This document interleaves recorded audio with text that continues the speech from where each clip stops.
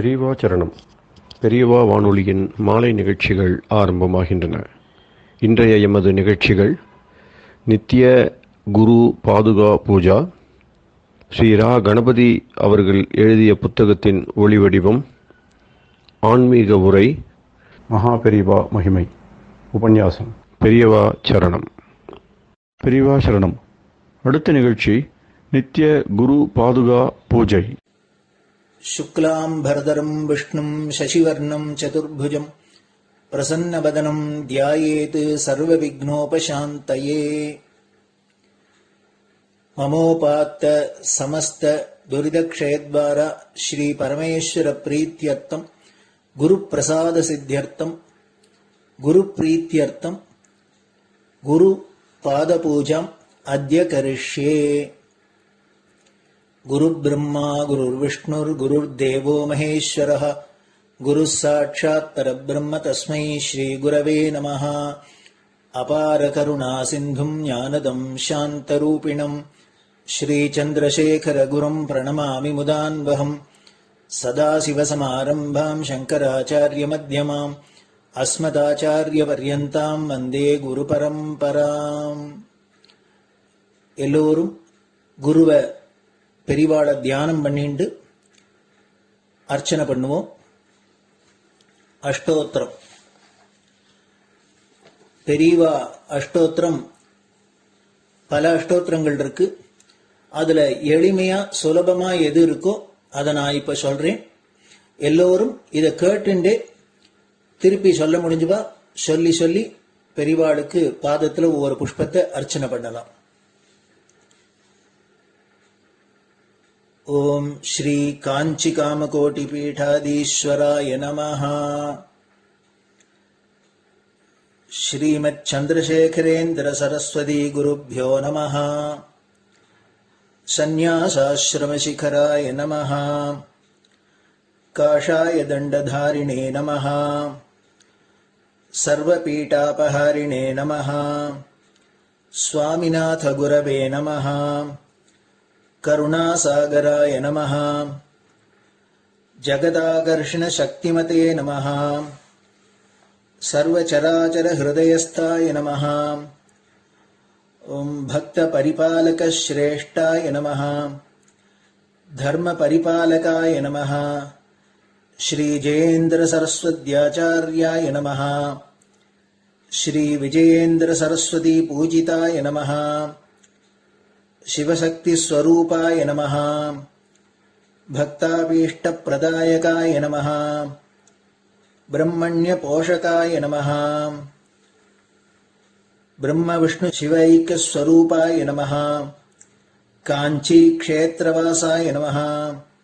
कैलाश शिखरवासाय नमः. स्वधर्म परिपोषकाय नमः. चातुर्वर्ण संरक्षकाय नमः. लोकरक्षण संकल्पाय नमः. ओम ब्रह्मनिष्ठापराय नमः. सर्वपापहराय नमः. धर्मरक्षक संतुष्टाय नमः. भक्तार्पितधन स्वीकर्त्रे नमः. सर्वोपनिषत् सारज्ञाय नमः. सर्वशास्त्रगम्याय नमः. सर्वलोक पितामहाय नमः. भक्ताभीष्ट प्रदायकाय नमः. ब्रह्मण्य पोषकाय नमः. नानाविध पुष्पार्चितपताय नमः. रुद्राक्ष क्रीडधारिणे नमः.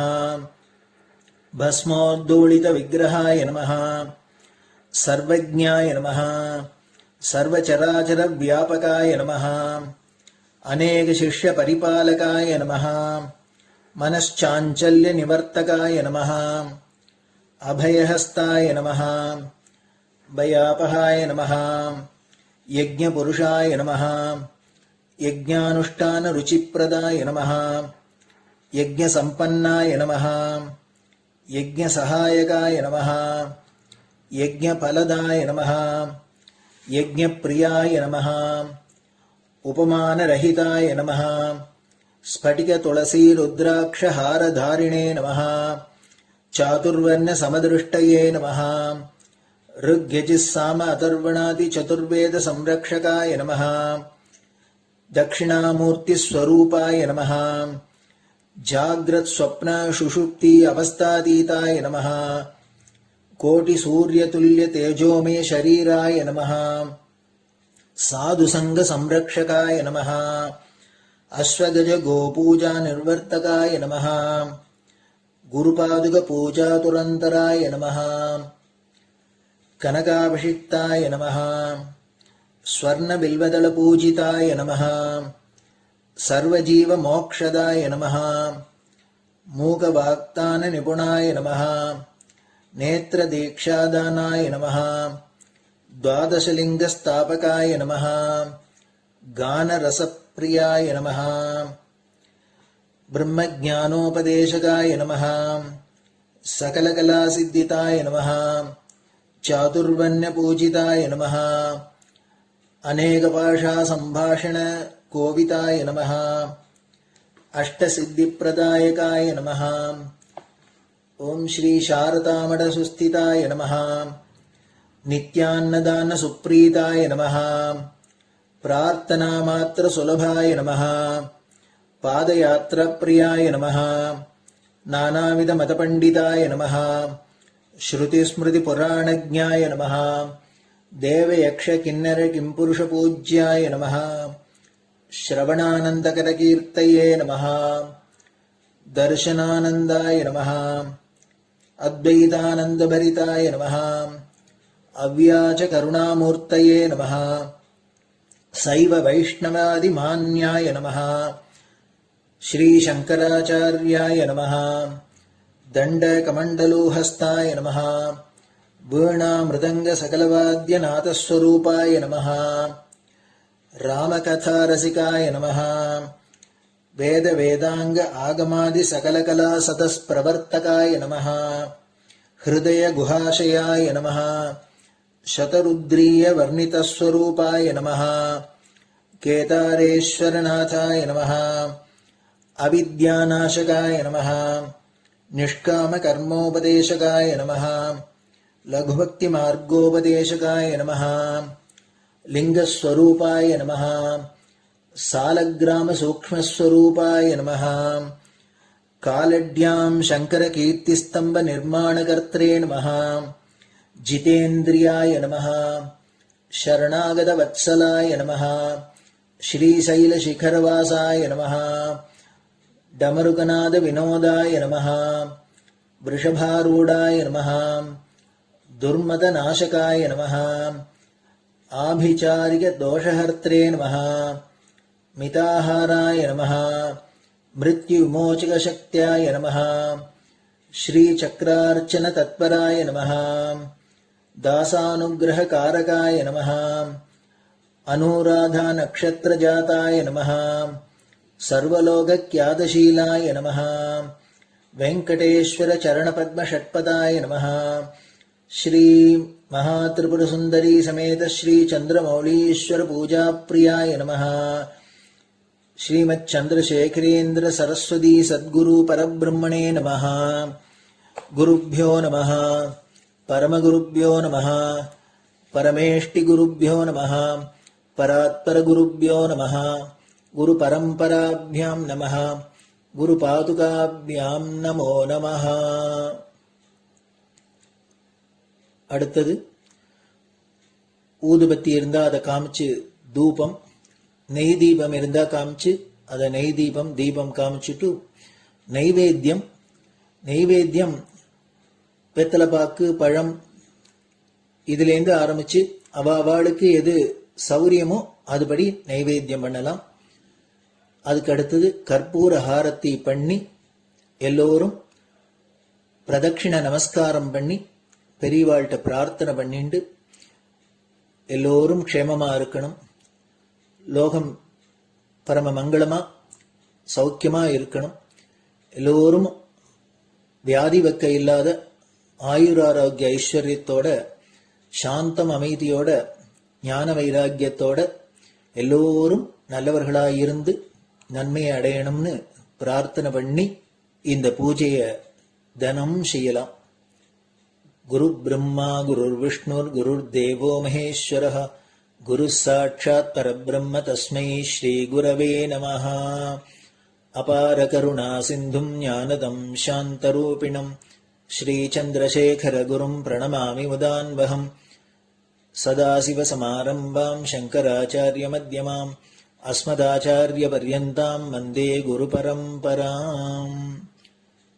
குரு பாத பூஜை நிறைவடைஞ்சது. பெரியவா சரணம். பெரியவா சரணம். பெரியவா வானொலியில் நேயர்கள் அடுத்து கேட்க இருப்பது ஸ்ரீ ரா கணபதி அவர்கள் எழுதிய புத்தகத்தின் ஒளி வடிவம். அளிப்பவர் ஸ்ரீமதி உமா சங்கர் அவர்கள். தேனினும் இனிய சொல்லான் தீச்சுடர் மேனி கொண்டான் ஊனுயிர்க்குயிரதான ஒன்றினைக் கலந்து நின்றான் ஏனினிக் கவலை நெஞ்சே இன்றுனக் அருள் செய்தான் இஞ்ஞானவான் காமகோட்டி நாதனை நம்புவோமே.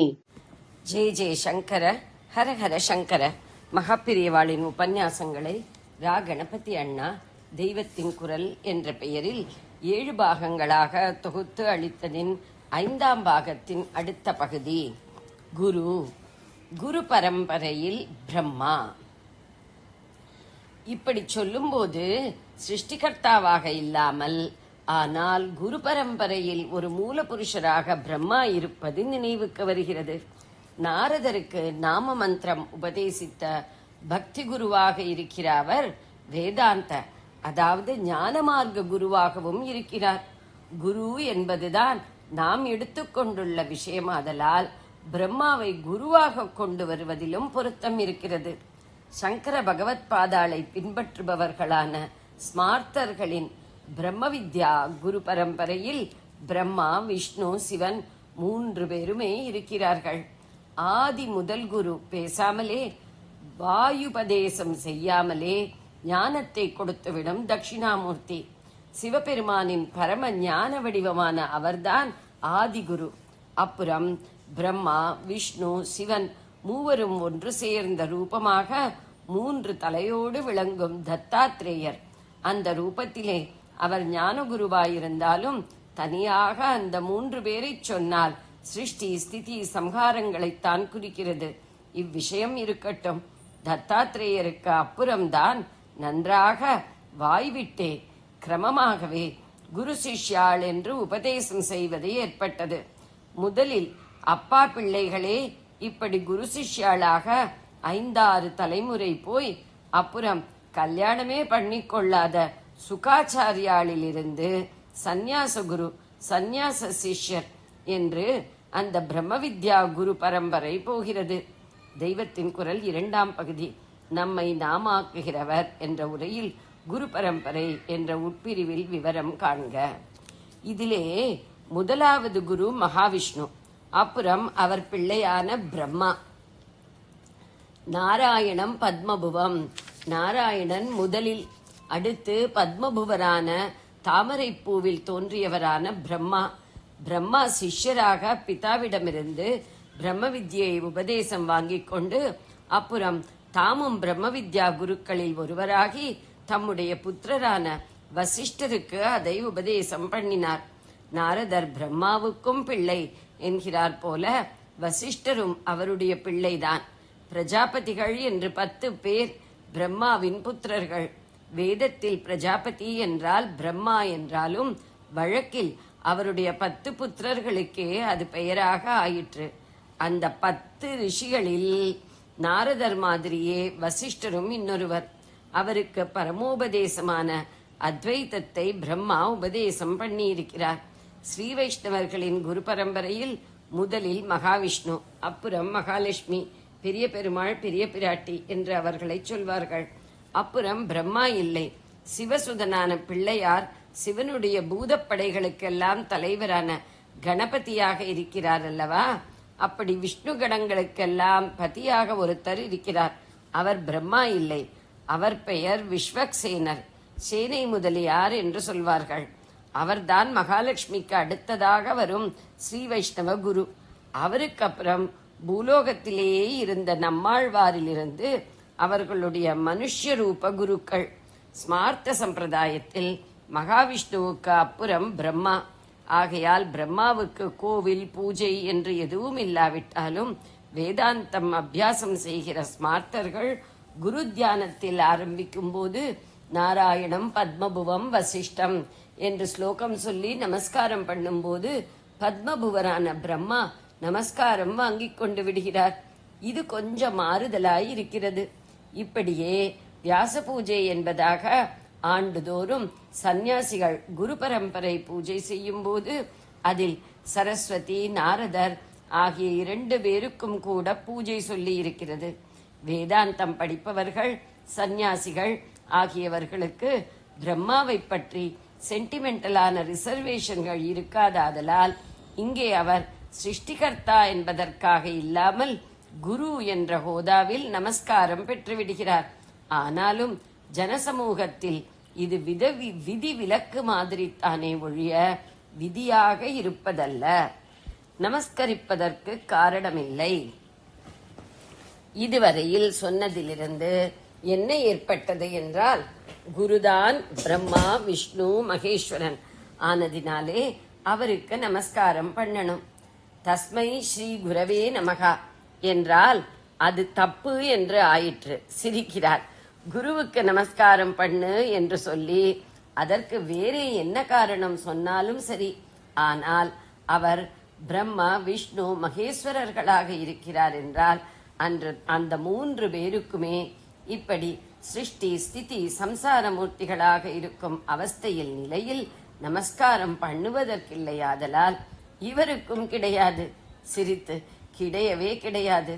குருஹு சாக்ஷாத் பரம் பிரம்மா தஸ்மை ஸ்ரீ குரவே நமகா. குருதான் பரபிரம்மம், அதனால் அவருக்கு நமஸ்காரம் என்றால் அது சரியா? அதுவாவது சரியா? ஊஹும், அதுவும் சரியில்லை. ஏன் சரியில்லை? பரபிரம்மம் மனஸ் வாக்கு எல்லாம் கடந்தது. அதை நீ புரிந்து கொண்டு நமஸ்காரம் பண்ணவும் முடியாது. பண்ணினாலும் நிர்குணமாக நிஷ்கிரியமாக குணங்கள் செயல்கள் ஏதுமற்றதாக இருக்கிறது. உன் நமஸ்காரத்தை வாங்கிக் கொள்ளாது. ஒன்றுமே பண்ணாமல் பண்ணத் தெரியாமல் கிடக்கிற ஸ்திதியைத்தான் பரபிரம்மம் ஜெகநாதம் என்கிறோம். அதனிடம் போய் நமஸ்காரம் பண்ணி என்ன பிரயோஜனம்? பரபிரம்மத்தை நீ புரிந்து கொள்ளும் போது நீயே அதுவாகி விடுவாயாகையால் அப்போதும் நமஸ்காரத்துக்கு இடமில்லை. நீ உனக்கேயா நமஸ்காரம் பண்ணிக்கொள்வது? ஆரம்ப ஸ்லோகமாக சிஷ்யனுக்கு சொல்லிக் கொடுக்கிற குரு வந்தனமே இப்படி தப்பும் தாருமாக இருக்கிறது. குட்டிக் கொள்ளும் போதே பிடரியில் குட்டிக் கொள்வது போல ஒரே கோளாறாக இருக்கிறது. நெடுநேரம் சிரிக்கிறார். வித்தியாசமான முத்தொழில்கள்.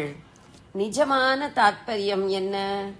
குருவானவர் பிரம்மா விஷ்ணு மகேஸ்வரர்கள் செய்யும் சிருஷ்டி ஸ்திதி சம்ஹாரத்தையே தாமும் அச்சடித்த மாதிரி செய்யவில்லை. இந்த ஜன்மாவை கொடுப்பது, லோக வாழ்க்கையில் காப்பாற்றுவது, அப்புறம் அதை முடித்து வைப்பது என்ற காரியங்களை அவர் பண்ணவில்லை. அவற்றை செய்யத்தான் அந்த மும்மூர்த்திகள் இருக்கிறார்களே. அதனால் அவரை மும்மூர்த்திகளாக சொல்லும்போது அவர்கள் பண்ணும் முத்தொழிலைப் போலவே இவரும் என்னவோ செய்கிறார் என்றுதான் தாத்பரியமே தவிர அவற்றையே என்றல்ல. இவர் 3 காரியங்கள் செய்கிறார். அவை திரிமூர்த்திகள் செய்யும் முத்தொழில் மாதிரியே இருக்கின்றன. அதனால் இவரை அவர்களாகவே சொல்லி இருக்கிறது. உபமாலங்காரமாக, அதாவது உவமையணியாக சொல்லி இருக்கிறது. கண்ணே மணியே என்று குழந்தையை சொன்னால் அது நிஜமாகவே கண் மணி என்ற அர்த்தம். கண் என்பது எப்படி நமக்கு இன்றியமையாததாக இருக்கிறதோ, மிகவும் பிரியமான அங்கமாக இருக்கிறதோ, ஜாகிரதையாக இமையால் மூடி காப்பாற்ற வேண்டியதாக இருக்கிறதோ, அப்படியே நமக்கு குழந்தை இன்றியமையாததாக பிரியமாக கவனமாக ஸ்வரக்ஷணை பண்ண வேண்டியதா இருப்பதாலேயே கண் என்றும், அந்த கண்ணிலும் கருவான பாகமாக இருக்கப்பட்ட மணி என்றும், கண்ணே கருமணியே என்று கூட சொல்வதுண்டு, சீராட்டுவது. மணி என்றால் நமக்கு மிகவும் அலங்காரமாக உள்ள நவரத்னமணி என்றும் வைத்துக் கொள்ளலாம். முத்தே மாணிக்கமே என்று கூட நவமணிகளின் பெயரிலும் சீராட்டி சொல்லுகிறோமே. மழபாடியுள் மாணிக்கமே என்று பகவானையே கொஞ்சுகிறார்கள். இதெல்லாம் ஒவ்வித்து சொல்வது. ஒரு வஸ்துவை எடுத்துக்கொள்கிறோம், அது உபமேயம். அதற்கு இன்னொன்றை ஒப்புக்காட்டுகிறோம், இது உபமானம். ஏதோ சில அம்சங்களில் அதுவும் இதுவும் ஒன்றாயிருக்கிறது. அதனால் உபமேயத்துக்கு உபமானம் காட்டுகிறோம். சில அம்சங்களில்தான் ஒப்பே தவிர முழுக்க அல்ல. அப்போது முழுக்க ஒப்பிருந்தால் உபமான உபமேயம் என்று பிரித்து சொல்வதற்கே இல்லாமல் ஒன்றாக அல்லவா ஆகிவிடும். ஒன்றைப் போல இன்னொன்று இருப்பதுதான் உவமை. அசல் அதுவாகவே இருந்துவிட்டால் உபமாலங்காரம் பிறக்க முடியாது. சந்திரனை சந்திரனுக்கே உவமை காட்ட முடியுமா? உபமான உபமேயங்கள் முற்றிலும் ஒன்றே இல்லை என்றாலும் அவற்றுக்குள் சில அம்சங்களில் ஒற்றுமை இருக்கும். இப்படி சொல்லும் போதே சிலதில் இருக்காது என்றும் ஆகிவிடுகிறது. சந்திரவதனம், சந்திரனை போன்ற முகம் என்னும் போது முகத்தில் சந்திரனை போன்ற காந்தி, பரிசுத்தம், குளுகுளுப்பு, மனசை கவர்கிற வசீகரம் ஆகியவை இருப்பதாக அர்த்தம். இந்த அம்சங்களில்தான் ஒற்றுமை, மற்றதில் இல்லை. சந்திரனுக்கு மனுஷ முகத்தில் உள்ளது போல கண், காது, மூக்கு இல்லை.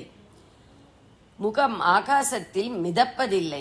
அது 15 நாளுக்கு ஒரு முறை தேய்வது, வளர்வது என்பதும் கிடையாது.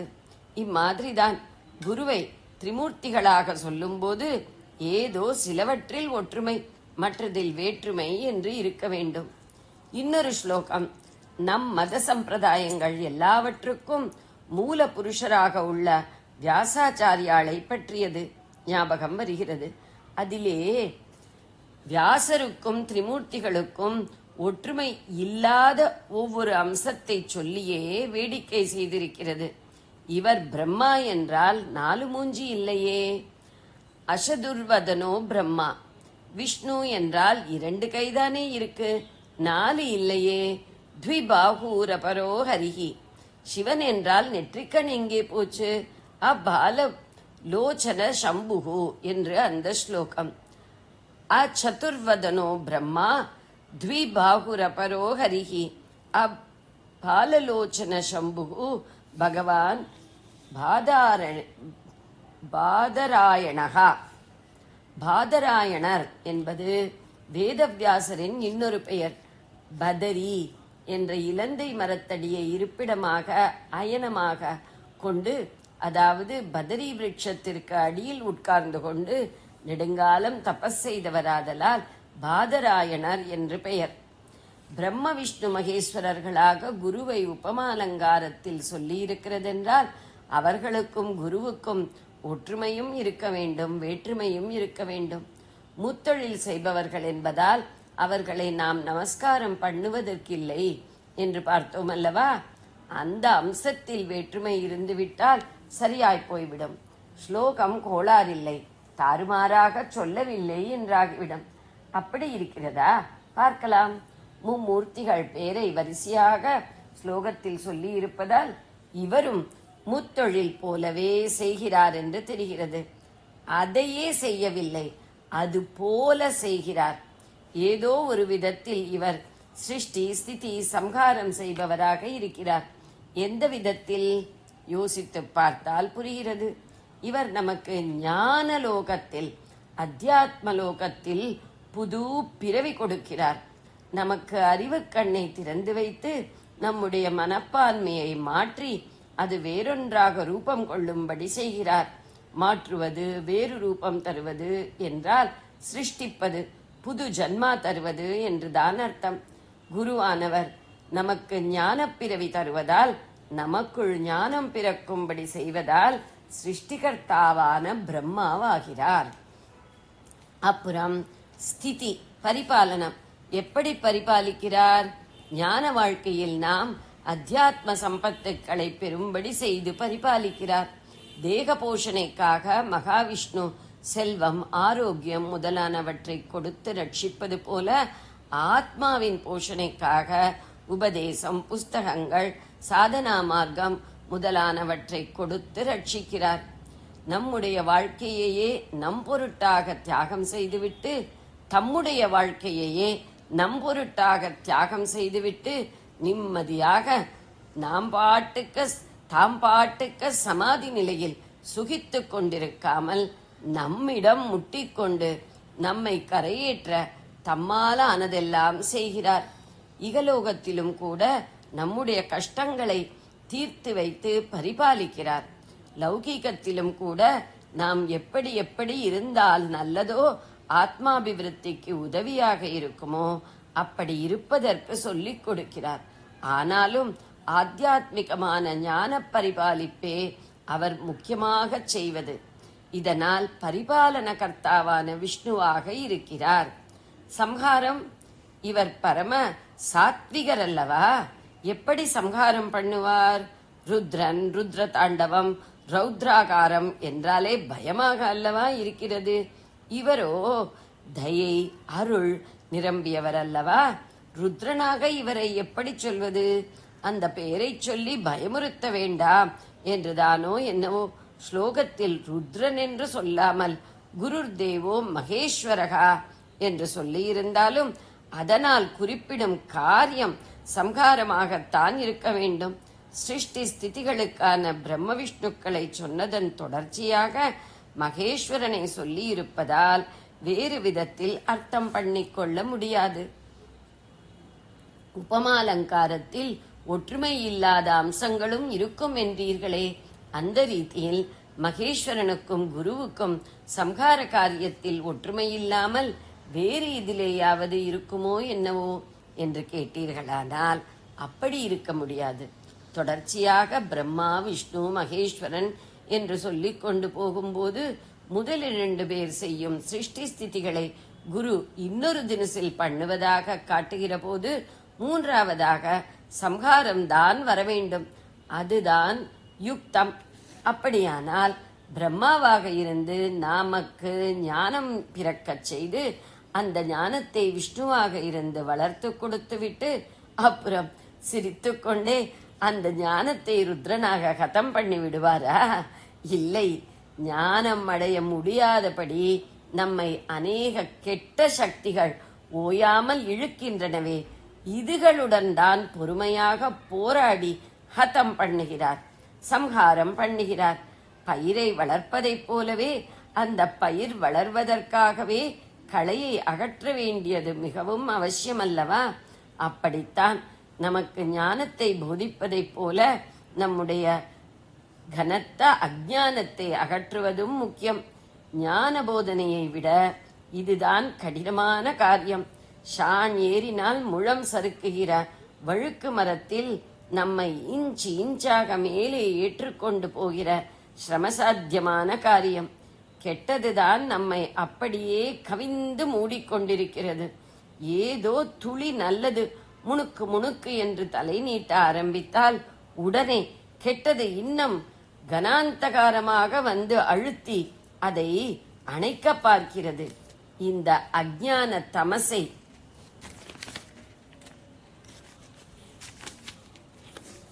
அறியாமை இருளைத்தான் குருவானவர் ருத்ரமூர்த்தியாக இருந்து சம்ஹாரம் செய்கிறார். குரு என்ற வார்த்தையின் டெபினிஷன், லட்சணை ஒன்றே அப்படித்தான் சொல்கிறது. கு என்றால் இருட்டு, ரு என்பது அழிப்பதை குறிப்பது. இருட்டை அழிப்பவன் குரு. இப்படி குருவினால் ஞானத்தில் புனர்ஜன்மம், அதில் பரிபாலிப்பு, அதற்கு எதிராக தடையாக இருப்பவற்றின் அழிவு ஆகிய 3 காரியங்கள் நடக்கின்றன. அதாவது சிருஷ்டி ஸ்திதி சம்ஹாரம் நடக்கிறது. ஆகையால் குருமூர்த்தியே திரிமூர்த்தி ஆகிறார். வித்தியாசம் என்னவென்றால், பிரம்மா சிருஷ்டித்து விஷ்ணு ரட்சிக்கும் அதே சரீரத்தை தான் ருத்ரன் சம்ஹாரம் செய்வது.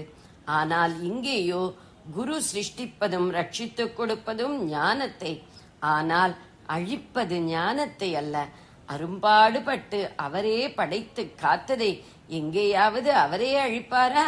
திரிமூர்த்திகளில் ஆசாமி வேறாக போனதால் வேறே ஒருத்தர் படைத்து வேறே ஒருத்தர் காப்பாற்றியதை ருத்ரமூர்த்தி அழிக்கிறார். இங்கே 3ஐயும் செய்வது ஒரே ஆசாமி அல்லவா? அதனால் படைத்து காப்பது ஞானமாகவும் அழிப்பது அஞ்ஞானமாகவும் இருக்கிறது. அவர் படைத்து காக்கிற ஞானம் நம் சரீரம் மாதிரி ஒரு காலத்தில் அழிவுபடுவதல்ல. அது அமிர்தமானது, அமரமானது. அதை யாராலும் அழிக்க முடியாது. இப்படியாக உலக வாழ்வில் பிரம்மா, விஷ்ணு, ருத்ரன் என்று 3 தெய்வங்கள் செய்வதையும் சேர்த்து வைத்து ஞான வாழ்வில் குரு ஒருவரே செய்கிறார். நினைத்து பார்த்தால் விசித்திரமாயிருக்கிறது. அழிவதும் சாஸ்வத சொக்கியத்தை தரவே முடியாததுமான லோக வாழ்க்கையை அமைத்துக் கொடுக்க பெரிசாக 3 தெய்வங்கள் வேண்டியிருக்கிறது. அழிவற்றதும் சாஸ்வத சுகமளிப்பதுமான ஞான வாழ்க்கையையோ மனுஷ ரூபத்தில் தெரிகிற ஒரு குரு பண்ணிவிடுகிறார். அவர்கள் திரிமூர்த்திகள் கோடானு கோடி ஜீவன்களுக்கு செய்ய வேண்டியிருக்கிறது.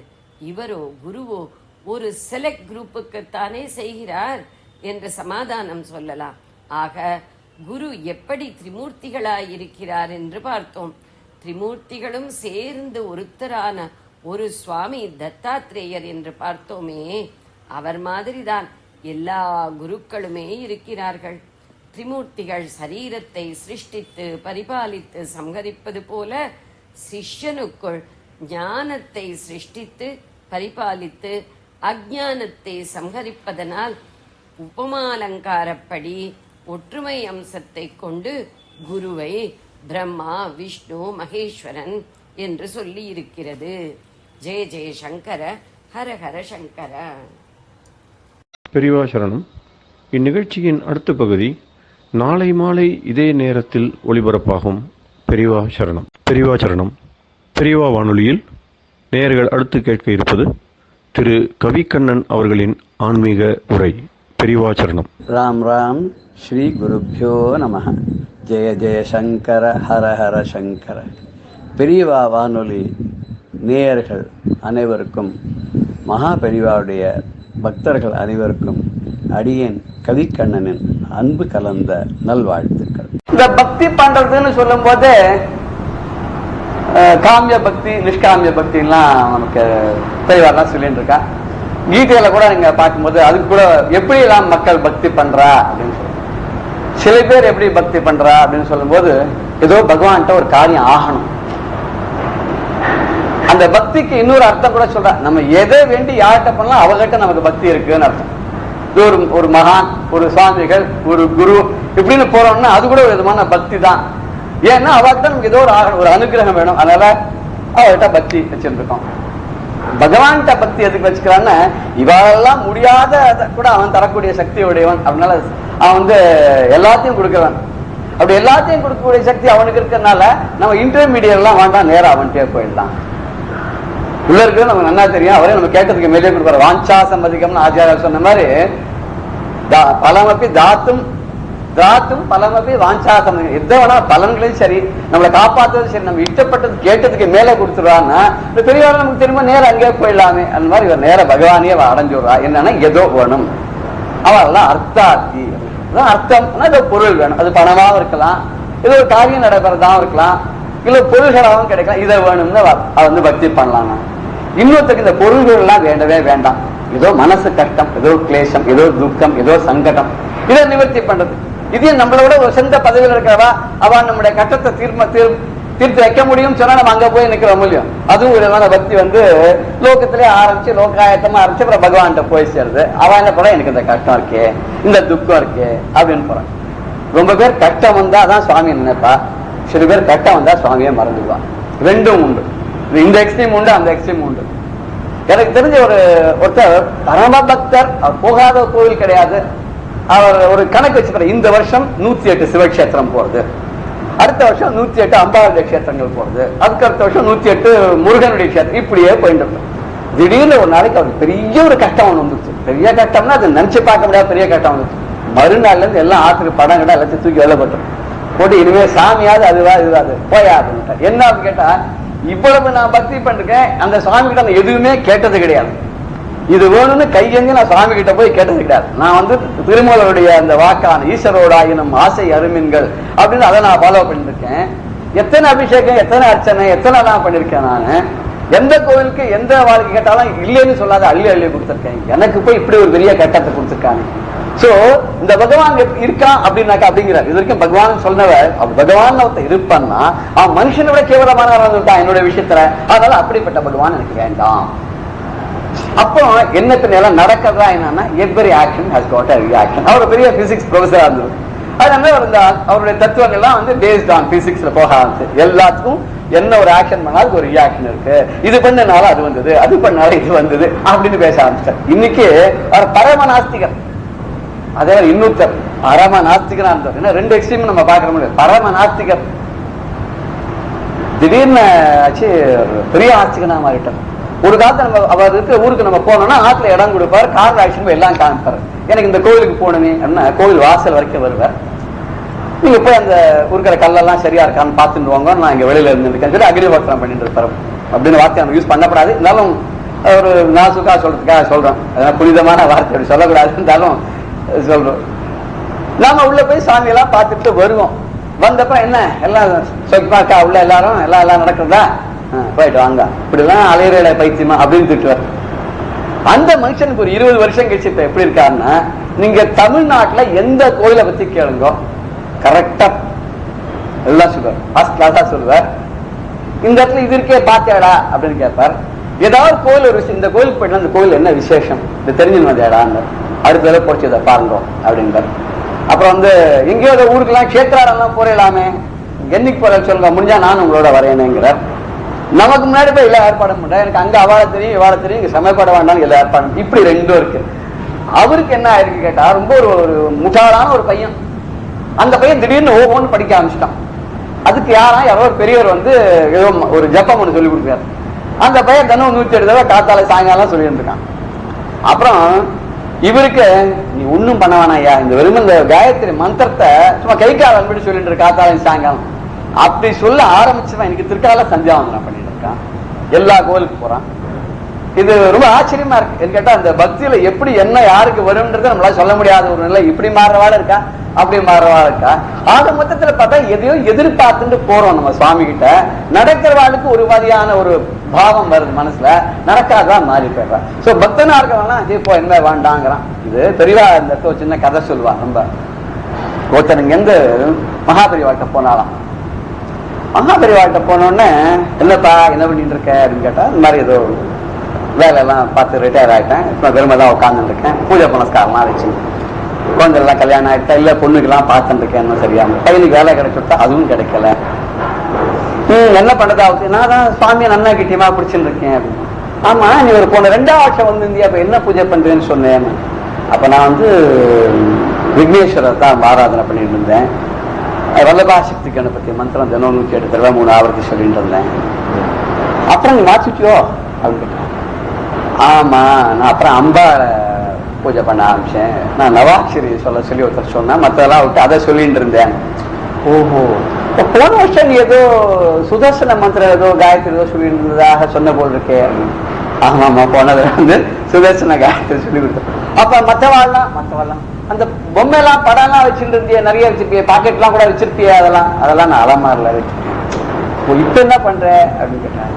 இல்ல இந்த சொன்னார், குழந்தைகளுக்கு வந்து படிப்பு வரணும்னா சரி, பயம் போகணும்னா சரி, ஒரு தைரியம் வரணும்னா சரி, செல்வங்கள் வரணும்னா சரி, கல்வி அறிவு வரணும்னா எல்லாத்துக்கும் ஆஞ்சநேயர் உபாசனை பண்ணா ரொம்ப நல்லதுன்னு சொல்லி இந்த புத்திர் பலம் விசோதைரியம் சொல்லி கொடுத்தா அதை சொல்லிட்டு இருக்கேன். ஓ ஆத்துதான் விக்கிரகம் வச்சுருக்கேன். விக்கிரகம்லாம் வச்சுக்கல, சின்னதா ஒரு பிரத்திமை வச்சுட்டு இருக்கேன், ரொம்ப பெருசா வச்சு அபிஷேகம்லாம் பண்ணுங்கிற அளவுலையோ சின்னதா வச்சிருக்கேன். ஓ அந்த செலவு கூட மிச்சப்படுத்திட்டியோ அப்படின்னா. சரி அம்மா எனக்கு ஒரே சந்தேகம் அப்படின்னா, நீ ஏன் பிள்ளையார்ல சுப்பிரமணியர் போய் அம்பாளுக்கு போய் வீட்டுக்கு போய் சிவனுக்கு போய் இப்படி வந்திருக்கேன், அவெல்லாம் நமக்கு ஒன்னும் பண்ணல அப்படின்னால்தான் மாறிட்டே இல்லையா அப்படின்னா. இவர் பதிலே சொன்னேன்.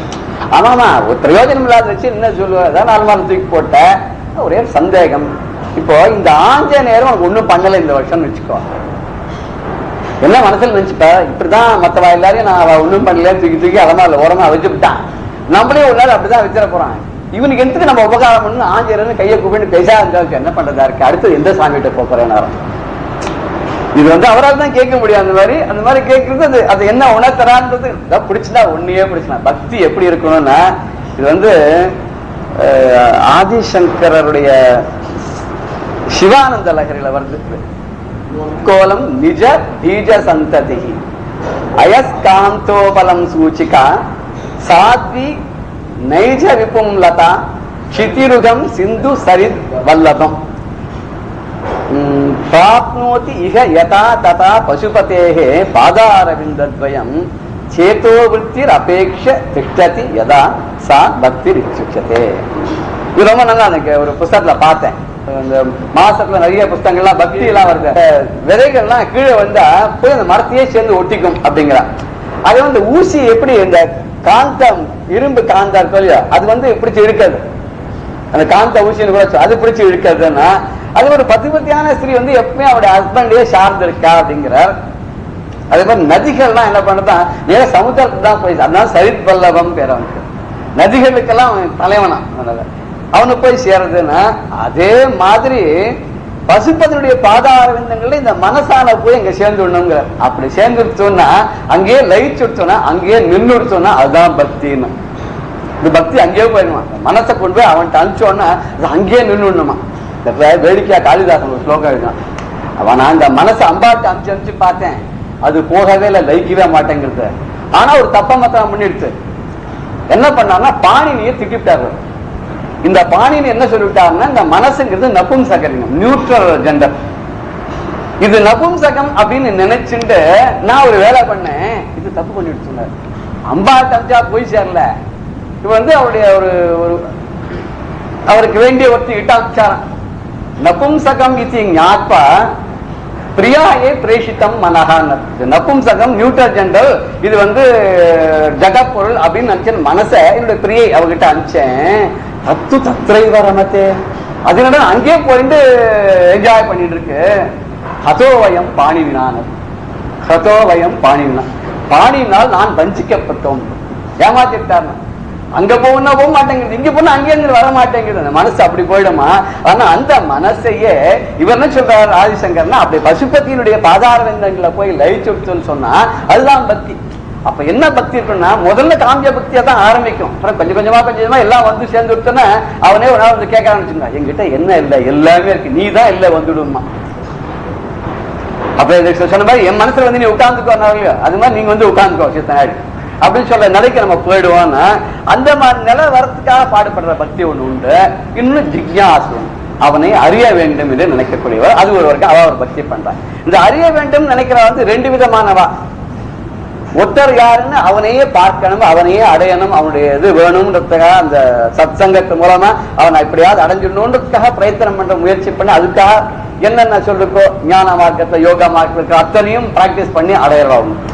இன்னொன்னு அப்படி ஒருத்தன் இருக்கானா, அவனை பார்த்து ஒண்ணுமே பார்க்கணுமே அப்படின்றதுக்காக ஒரு இன்குசிட்டிவ்னஸ்னால அவனை பார்க்கணும் அதுக்கு முயற்சி பண்றதா ஒரு.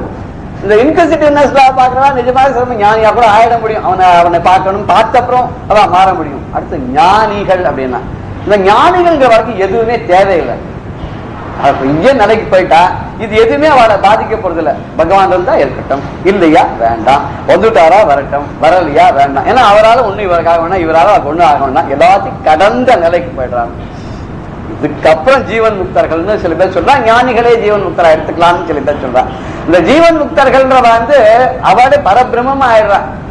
ஞானிகளாவது அதுக்கு முன்னாடி சேர்த்தாதான் இருக்கும்னு நினைக்கிறேன். அவருக்கு இப்பதான் ஞானம் வந்திருக்கனால ஞானம் வந்துட்டு அவெல்லாம் ஞானிகள் அப்படின்னு சொல்லுவோம். இப்ப விஷ்ணு சாஸ்திரநாமத்தை கூட வனமாதி கதி சாங்கி சங்கி சக்கரின்னு சொல்லும்போது இதெல்லாம் உடையவன், குணத்தை உடையவன் குணி, சக்கரத்தையுடன் சக்கர ஞானத்தையுடன் ஞானின்னு இருக்கலாம்னு நினைக்கிறேன். சார் தான் கேட்கணும் இது கரெக்ட் தானா சம்ஸ்கிருதத்துல. இப்போ ஞானம் வந்துடுச்சு அதனால ஞானி ஆயிட்டான். பட் இது முதிர்ந்த நிலைக்கு போகணுமே, அந்த நிலைக்கு போகும்போது அவெல்லாம் வந்து ஜீவன் முக்தி நிலைக்கு போயிடுறா. அப்ப பரமாத்மாவோட ஐக்கியமாற நிலைக்கு வந்துடுது. இப்படிதான் வந்திருக்காளான்னா இந்த கஷ்டப்படுறா இருக்கான இல்லையோ அவள்லாம் வந்து பகவான் ஏன் போறான்னா அதுக்கு ஒரு எக்ஸாம்பிள் கூட சொல்றான். இந்த கோவர்த்தனகிரி அவன் வந்து கிருஷ்ணன் தூக்கினான். அந்த கோபிகாக்கள் அந்த இடையர்கள் அந்த கோகுலத்துக்கு அத்தனை பேரும் அவன் காலில் போய் விழுந்தான். ஏன்னா இந்திரன் வந்து ஒரு அதிவிருஷ்டியை கொண்டு வந்துட்டான். எப்படி அதுல இருந்து காப்பாற்றணும் தெரியல. மாடுகள்லாம் பயிர் பச்சையெல்லாம் காப்பாற்றணும், ஊர் ஜனங்கள்லாம் காப்பாற்றணும். காலில் விழுந்தோடனே கட்டத்தை நிவர்த்தி பண்ணக்கா அவெல்லாம் ஆர்த்தர்கள், ஆர்த்தி. அதுதான் கொடையா பிடிச்சான். 7 நாளைக்கு கொடையா பிடிச்சிருந்தாலும் சிண்டு வரல. அப்படி ஒரு அசாத்தியமான ஒரு செயல் பகவான் அதுதான் பண்ண முடியும். 7 நாள் முடிஞ்ச உடனே இந்திரன் வந்து காலில் விழுந்துட்டானா. இவன் அப்புறம் எல்லாரும் இந்த மறக்க வச்சு அம்மா மடியில போய் உட்காந்துட்டானா. யசோதையோட மடியில போய் உட்காந்து கொஞ்சம் விளையாடின்னு இருக்கானா. அது ஏன்னா அவளுக்கு இது மருந்து பெடுத்து இவாளுக்கு அது மருந்து பெடுத்துன்னா இவனுடைய லீலை வினாதமே அப்படிதான். என்னன்னா அவன் எதையுமே பரமட்டா நம்ம நினைச்சுக்கிற மாதிரி பண்றது இல்லையா. என்ன காலில் வந்துட்டான்னு வச்சுக்கோ, இன்னும் அனுபவிக்க வேண்டிய நிறைய இருக்கேன். இதான் நம்ம மாத்தி எப்படி எழுத முடியல, ஆர்டர் தான் போட்டு ஆர்டர் எப்படி மாத்த முடியாது. அவனுடைய கர்ம பலன்களை அனுபவிக்கணும். அந்த மாதிரி மாயைகள் எல்லாம் பண்ணான்னா ஜராசந்தனுடைய வதம் அப்ப ஜனங்கள் மக்கள் மன்னர்கள் அவெல்லாம் கூட கிருஷ்ணனுடைய காலில் போய் விழுந்தா. ஆனா ஜராசந்தன் அவன் வதம் பண்ணவே இல்லை. பீமனை வச்சுதான் பண்ண, ஒரு தர்பையை கழிச்சு மாத்தி போட்டு காமிச்சார். அதே மாதிரி ஜராசந்தனை மாத்தி போட்டு அது திருப்பி சேர முடியாத பண்ணார். அவன் போயிட்டான். அப்படின்னா திரௌபதி வஸ்திராபரணத்தை கூட அவர் ரொம்ப கட்டத்துல வந்தா அப்ப கிருஷ்ணான்னு கூட கோவிந்தான் தான் கூப்பிட்டாலாம். கோவிந்தான் கூப்பிட்டாலும் கோவிந்தனுடைய நாமமானது அவளை ரட்சிச்சுது அப்படின்னு பெரியவாள்லாம் சொல்றா. சூரனை அழிக்கணும்ன்றதுக்காக தேவர்கள் எல்லாம் போய் பரமேஸ்வரன் காலில் விழுந்தா. தேவ சேனாபதியா புத்திரனை கொடுத்தார். அவ குமாரன் பின்னாடி போனா அப்படின்றத நம்ம பார்க்கிறோம். இங்கேயும் ஏதோ கட்டத்துல இருந்தவதான் போயிருக்கா. கஜேந்திரன் அது ஆதி மூலமேன்னு கூப்பிட்டுதானே. அது 1000 வருஷங்கள் முதலையோட சண்டை போட்டுதான் தன்னை காப்பாத்திக்கிறதுக்காக. அந்த சேத்துல காலை வச்சோன்னு மாட்டி கொடுத்து முதல்ல பிடிச்சுட்டு அதுல எப்படி வெளியில வருது 1000 வருஷம். அப்பதான் அது ஒரு ஞானம் வந்துதான். நம்ம சேர்ந்துவா எல்லாரும் கட்டம் வந்தா விட்டுட்டு போயிடுவாங்க. தன்னால பிரயோஜனம் இருக்கிற வரைக்கும் எல்லாரும் நம்மளோட இருப்பா. நமக்கு ஒரு கட்டம் வந்துருச்சோம்னா அந்த கடவுளை தவிர யாரும் கிட்ட நிற்க மாட்டான். நேற்று வரைக்கும் என் உயிரையே உங்களுக்கு கொடுப்பேன் அப்படின்னு சொல்றா கூட இன்னைக்கு பார்த்தா இருக்க மாட்டான். எங்க போயிட்டான்னு தெரியாது. கோட்டி ஜனங்கள் கூட வரும். அப்படியே உங்களை விட்டா இல்லைன்னு சோத்திரம் பண்ணும். ஆனா ஒரு சிரமம்னு வரும்போது யார் கூட நிற்கிறானோ அவன் தான் உண்மையான ஒரு நட்புன்னு சொல்லுவாங்க. அது பகவான் ஒருத்தன் தான் நிற்பான். இங்க பகவான் ஓடி வந்தான். ஆதி மூலமே முதலை கிட்ட இருந்து கஜேந்திரனை காப்பாற்று வந்தான். அம்பரீஷனுடைய கதையில அம்பரீஷன் கூப்பிட கூட இல்லை. கட்டத்தில் இருந்தான்றது வாஸ்தவம். ஆனா பெருமாளை கூப்பிடல. ஏன்னா பெருமாளை கூப்பிட்டு இந்த துர்வாசருக்கு தான் கட்டம் வந்துடுமே. அது தான் கட்டப்பட்டாலும் பரவாயில்ல, அந்த துர்வாசருக்கு கட்டப்படாது. மகரிஷி ஏதோ கோபத்துல பண்ணிட்டாருங்கிறதுல வந்துட்டான். ஆனா அதை பார்த்து இந்த சுதர்சன சக்கரமானது தானே எழுந்து வந்தான். என்னோட தபஸுடைய ஒரு மகிமையினால அடியார்களுக்கு துன்பம் வந்ததுன்னு சொன்னாக்க பகவானால பொறுத்துக்க முடியாதான். அதனால இங்க அடியார் இங்க அம்பரீஷன் பகவானுடைய பக்தன் இல்லையா. பக்தனுக்கு ஒரு கஷ்டம் வரும்போது காப்பாற்றுறதுக்கு சுதர்சன சக்கரம் தானாவே எழுந்து வந்தது. இது இந்த ஜிக்ஞாசு அப்படிங்கிற பகவானை அடையணும், அறியணும், தெரிஞ்சுக்கணும்னு ஆசைப்படுறா. அப்படி ஆசைப்பட இந்த முசுக்குந்தன் அப்படின்னு ஒரு ராஜா இருந்தான். அவன் ஏதோ இந்திரப்பட்டினத்துக்கு போனா இந்திரனுக்கு ஹெல்ப் பண்ணதுக்காக யுத்தத்துக்கு ஜெயிச்சுட்டான். ஜெயிச்சா என்ன பண்ணா, நான் ஊருக்கு போறேன். நான் ஊருக்கு போ, என் மனுஷாலாம் பார்க்கணும். மனுஷாலாம் இப்ப எத்தனை யுகம், ஒரு யுகமே மாறி போயிடுத்து. அந்த பொறுத்தல ஆயிரக்கணக்கான வருஷம் ஆயிடுத்து. உங்க மனுஷா யாருமே இப்ப கிடையாது, எல்லாம் புது ஜனங்கள் வந்தாச்சு. நீ அப்போ உனக்கு அப்புறம் எத்தனையோ ராஜாக்கள்லாம் இன்னைக்கு கிருஷ்ணாவதாரம் ஆகி இன்னைக்கு நீ என்ன பண்ண போற அங்க போய். சரி ஒன்னு பண்ண ரொம்ப சிரமமா இருக்கு. நான் போய் ஒரு மலை குகையில போ உட்காந்து தூங்குறேன்னு ஒரு இந்த நித்திரை, யோகா நித்திரை. அதுக்கு நான் பகவானே நினைச்சுட்டு இருக்கேன். நான் சின்னனா இருக்கேன். சரி போ. ஆனா ஒரே ஒரு கண்டிஷன், என்ன யாராவது டிஸ்டர்ப் பண்றா அப்படின்னா நான் கண்ணை தந்தா யாரை பார்க்கணும் எரிஞ்சுப்பேன். இதை பகவான் கிருஷ்ணன் யூஸ் பண்ணார். யவனன் ஒரு அசுரன், அவன் கிருஷ்ணனை துரத்தின்னு ஓடுறான். என்ன சொல்றான்னா, எதை நம்ம எப்போ நினைச்சுட்டே இருக்குமோ அதாவே நம்ம ஆயிடுவோங்கிறான். எத்பாவ தத்பவத்தி. எதை நினைச்சுட்டு இருக்கோம், இந்த கொலை இந்த புழு எடுத்து போய் கொட்டிகிட்டே இருக்குமா. அது ஒரு தடவை கொட்டும் போதும் அந்த புழு பயந்துட்டு ஐயோ இந்த கொலை வந்துட போறதே, கொட்ட போறதே, அந்த கொலையே நினைச்சுட்டு இருக்குமா. அந்த புழு கூடவே கண்ணு இருக்கும், அந்த கொலையை தெரியும்னு நினைக்கிறேன். இது அதே நினைச்சு இந்த குழவையை கொட்ட அந்த விஷம் ஏறி இது ஒரு நாள் குழவையா மாறணும். அது மாதிரி இந்த முச்சுக்குன் தானே என்ன பண்ணான்னா தபஸ் பண்ணிட்டே இருக்கான். இவனு பரமாத்மா மாதிரியே ஆயிட்டான், கிருஷ்ணன் மாதிரியே ஆயிட்டான். ஏன்னா அந்த யுகத்துல கிருஷ்ணன் தானே இருந்தார். இவரு கிருஷ்ணன் மாதிரியே பாக்குறதுக்கான கிருஷ்ணனை துரத்தினவரான யவனன். அப்ப இவர் என்ன பண்ணார், கிருஷ்ணன் காடு மலை எல்லாம் ஏறி தாண்டி இந்த குகையில முச்சுக்குந்தன் இடத்துக்கு வர தன்னுடைய மேல் வஸ்திரத்தை எடுத்து அந்த முச்சுக்குந்தன் மேல போட்டு பின்னாடி போய் ஒழிஞ்சு விடுறான். இந்த யவன் அங்கேருந்து வரான். உள்ள பார்த்தா ஏன் அந்த கிருஷ்ணன் இங்க ஒழிஞ்சுட்டு மேல துணியை போட்டு மூடிட்டு இருக்கான். என்ன பண்றேன் பாருங்க, துணியை விளக்கிட்டு ஒரு உதச்சான். உதச்ச உடனே அந்த முச்சுக்குந்தர் கண்ணை திறந்து பார்த்தாரு. பார்த்தோன்னே அந்த யவன் தசம் ஆயிட்டான். இப்போ இவன்கிட்ட இருந்து தப்பிச்சுக்கிறதுக்கும் ஜனங்கள் எல்லாம் கட்டப்பட்டிருப்பான். ஆனா இங்க முச்சுக்குந்தனுக்கு ஒரு அனுகிரகம் பண்றதுக்காக கிருஷ்ணன் அங்க வந்தார். அப்புறம் இவருக்கு அனுகிரகம் பண்ணாராம். நான் இந்த ஒரு விளையாட்டு பண்ணதுக்கு அதுக்காக தான் பண்ணேன். அதனால உண்மையை உனக்கு மோட்சத்தை கொடுத்தா நீங்க இருந்து போயிடணும். அவன் ஜிக்ஞாசு கடவுளை அறியணும் அப்படின்ட்டு தபஸ் பண்ணா, அடையணும் தபஸ் பண்ணல. சபரி கூட ராமனுக்காக காத்திருந்தா, பார்க்கணும்னு காத்திருந்தா. ராமன் போய் மோட்சம் தரும் போது வேண்டாம் காலம். ஜடாயுக்கெல்லாம் மோட்சம் கொடுத்தாரு. ஆனா ராமன் மோட்சம் கொடுக்கிறேன்னு போது சபரி எனக்கு வேண்டான்ட்டாலாம். அதே சபரி தான் கிருஷ்ணாவதாரத்துல வந்து இழந்த பழக்காரியா வந்தாலும் சில பேர் கதை சொல்றா, புராணிகள் எல்லாம் சொல்றா. அவன் அந்த கிருஷ்ணன் வந்து வாசல்ல அந்த இழந்த பழக்காரி வந்திருக்கா, அவளை நிறுத்திட்டு உள்ள இருந்து கை நிறைய அரிசி எடுத்துன்னு வரான், நெல் எடுத்துன்னு வந்து போடுறான். அவன் வீட்டுல இருந்து கிளம்பி வாசல வர வரைக்கும் இந்த கையில நிறைய ஓட்டைகள்லாம் இருக்கும், அதுல நெல் எல்லாம் கீழே வந்து விடுறான். கடைசியில் 5 மணி 6 மணி தான் மிச்சம் இருக்கான். அதை கொண்டு அந்த இழந்த பழக்காரிட்ட நிறுத்துறான். அவன் கையில பார்த்தோன்னு இந்த கையில வந்து இந்த ரேகைகள், சங்கர் நிதி பத்ம நிதின்னு சொல்லலாம், அந்த ரேகைகள் கரை. அடாடா, அதே ராமன் தான் இப்ப கிருஷ்ணனா வந்துட்டு அவனை விடப்படாது கிட்டியமா சொல்லிட்டு அவனை கூட இருக்க அத்தனை இழந்த பழத்தை எடுத்துட்டு வந்தாலும் அது கொடுத்தோடனே அவன் இவ்வளவு வேண்டாம் எனக்கு கை நிறைய கொடுக்குறான். கை நிறைய வாங்கிட்டு உள்ள போறான், மூட்டை எடுத்துக்கு தள்ள வச்சுக்கிறான். அன்னைக்கு வியாபாரம் முடிஞ்சுடுச்சு. வீட்டுக்கு போய் இறக்கி வச்சா ஒரே கனமா இருக்கு. இழந்த பழம் வாங்கிட்டு வருவா ரொம்ப லேசா இருந்தது. இறக்கி வைக்கும்போது இவ்வளவு கனமா இருக்கேன்னு பார்த்தா அத்தனை ரத்தனமா இருந்தான். ஆனா அவன் எதையுமே எதிர்பார்க்கல, மோட்சம் கொடுத்தா கூட வேண்டான்னா. ஆனா கிருஷ்ணன் என்ன பண்ணா, ஜென்மா பறிந்து இனிமே இழந்த பட்டு தூக்கின்னு போக வேண்டாம் அளவுக்கு ரத்னங்களை கொடுத்துட்டான். கொடுத்து அவளையும் மோட்சத்தை அனுப்பிச்சிட்டான். இவெல்லாம் பார்க்கணும்னு நினைச்சா அதுக்கு மேலேயே கொடுத்தான். வாஞ்சாசம் அதிகம் கொடுத்தான், கேட்டதுக்கு மேல விரும்பினதுக்கு மேல கொடுத்தான். ஜனகர் தபஸ் பண்ணார். அவர் வந்து சுத்தி என்னென்னதான் அதை கவலைப்படல. அவர் ஊரே எரிஞ்சு போற மாதிரி அவருடைய குரு பண்ணார். அவர் மாய தோற்றம் கவலையப்படலாம். இதெல்லாம் படைச்சதெல்லாம் பகவானோட எந்த இல்லை.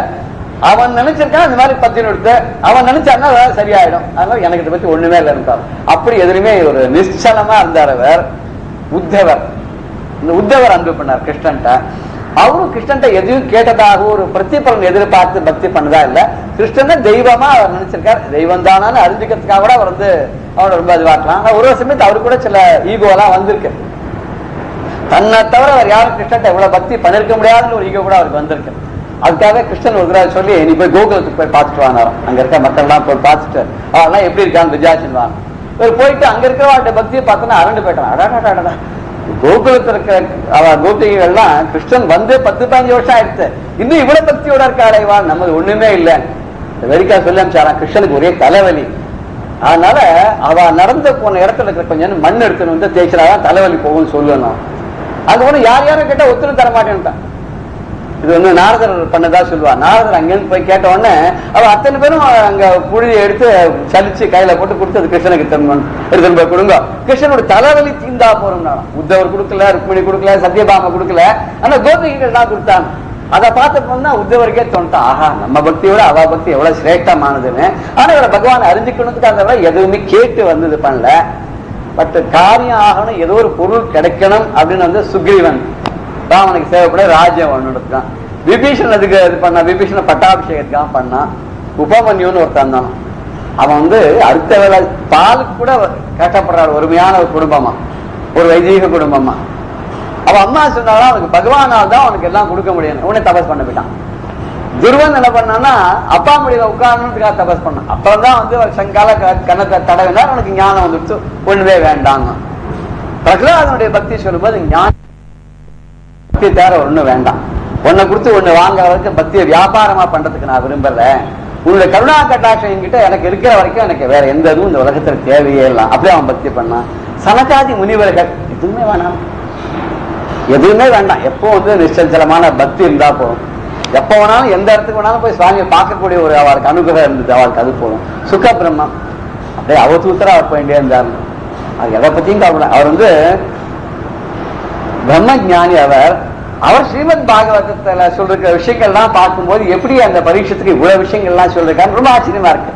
அதுவும் தசமஸ்கந்தத்துலாம் பார்க்கச்ச அவர் ஒரு வர்ணையும் ராசக்கிரீட வர்ணனை பண்றதோ ஒன்னொன்னையும் பார்க்கச்ச ரொம்ப ஆச்சரியமா இருக்கு. இந்த குழந்தையோட பால லீலைகள்லாம் சொல்றதெல்லாம் பார்க்கச்ச இவர் எங்க பார்த்தாரு ஒண்ணுமே பார்க்காத பிரம்மஞானியா உட்கார்ந்தவர் இது சொல்லணும்னு சொன்னாக்க அத்தனை அழகா சொல்லியிருக்கார்.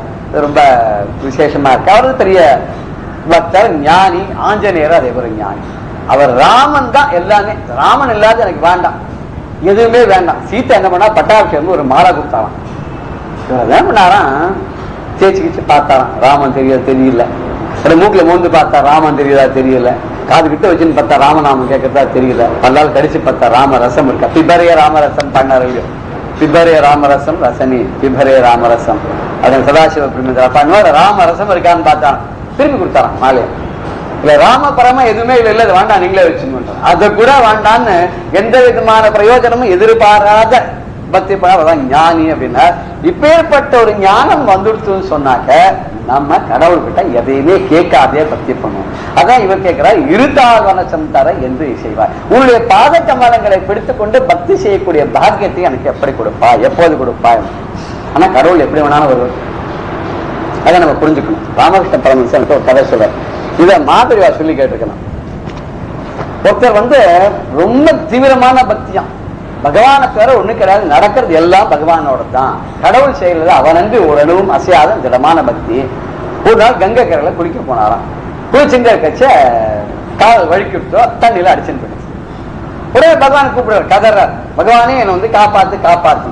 அங்க கரையில நின்று ஒருத்தன் என்ன பண்ணான்னா ஒரு கயிறை அப்படி தூக்கி போட்டு இதை பிடிச்சுங்க அழுத்து. பகவான் காப்பாத்தினதான் அவர் வேண்டும். இன்னும் கொஞ்சம் நேரம் அடிச்சுன்னு போயிடுச்சார். அடுத்த நீச்சல் அடிச்சுன்னு போய், ஐயா நீங்க மெதுகு மேல உட்காந்து உங்களுக்கு கொண்டு போய் கரையில நீங்க தான் தொடப்படாது, பகவான் வந்தாதான் வரும். இன்னும் கொஞ்சம் நேரம் அடிச்சுன்னு போயிடுச்சு. அப்போ ஒருத்தன் பரிசல் ஓட்டினா, பரிசல் சின்னதா வட்டமா இருக்கும், போட் மறைச்சிருந்தா 2 பேர் ஒருத்தர் தான் போறான். அவன் அதை ஓட்டிட்டு வந்து கையை கொடுத்து, ஐயா வாங்க இதுல ஏறிங்க உங்களை கொண்டு போயிடும், பகவான் காப்பாற்றுவோம், பிராப்தம் அப்படி இருக்க அப்படிதான் நடக்கும், பகவானே வந்தாதான் வருவேன். சரி எல்லாரும் விட்டா பார்த்துட்டே இருக்க, என்ன ஆகுதோ ஆட்டம்னு மூழ்கி போயிட்டான். மூழ்கி போட்டோன்னா அவனுக்கு எப்பவும் பகவத் சிந்தனையாக இருந்ததுனால நேரம் சொர்க்கத்துக்கு போயிட்டான்.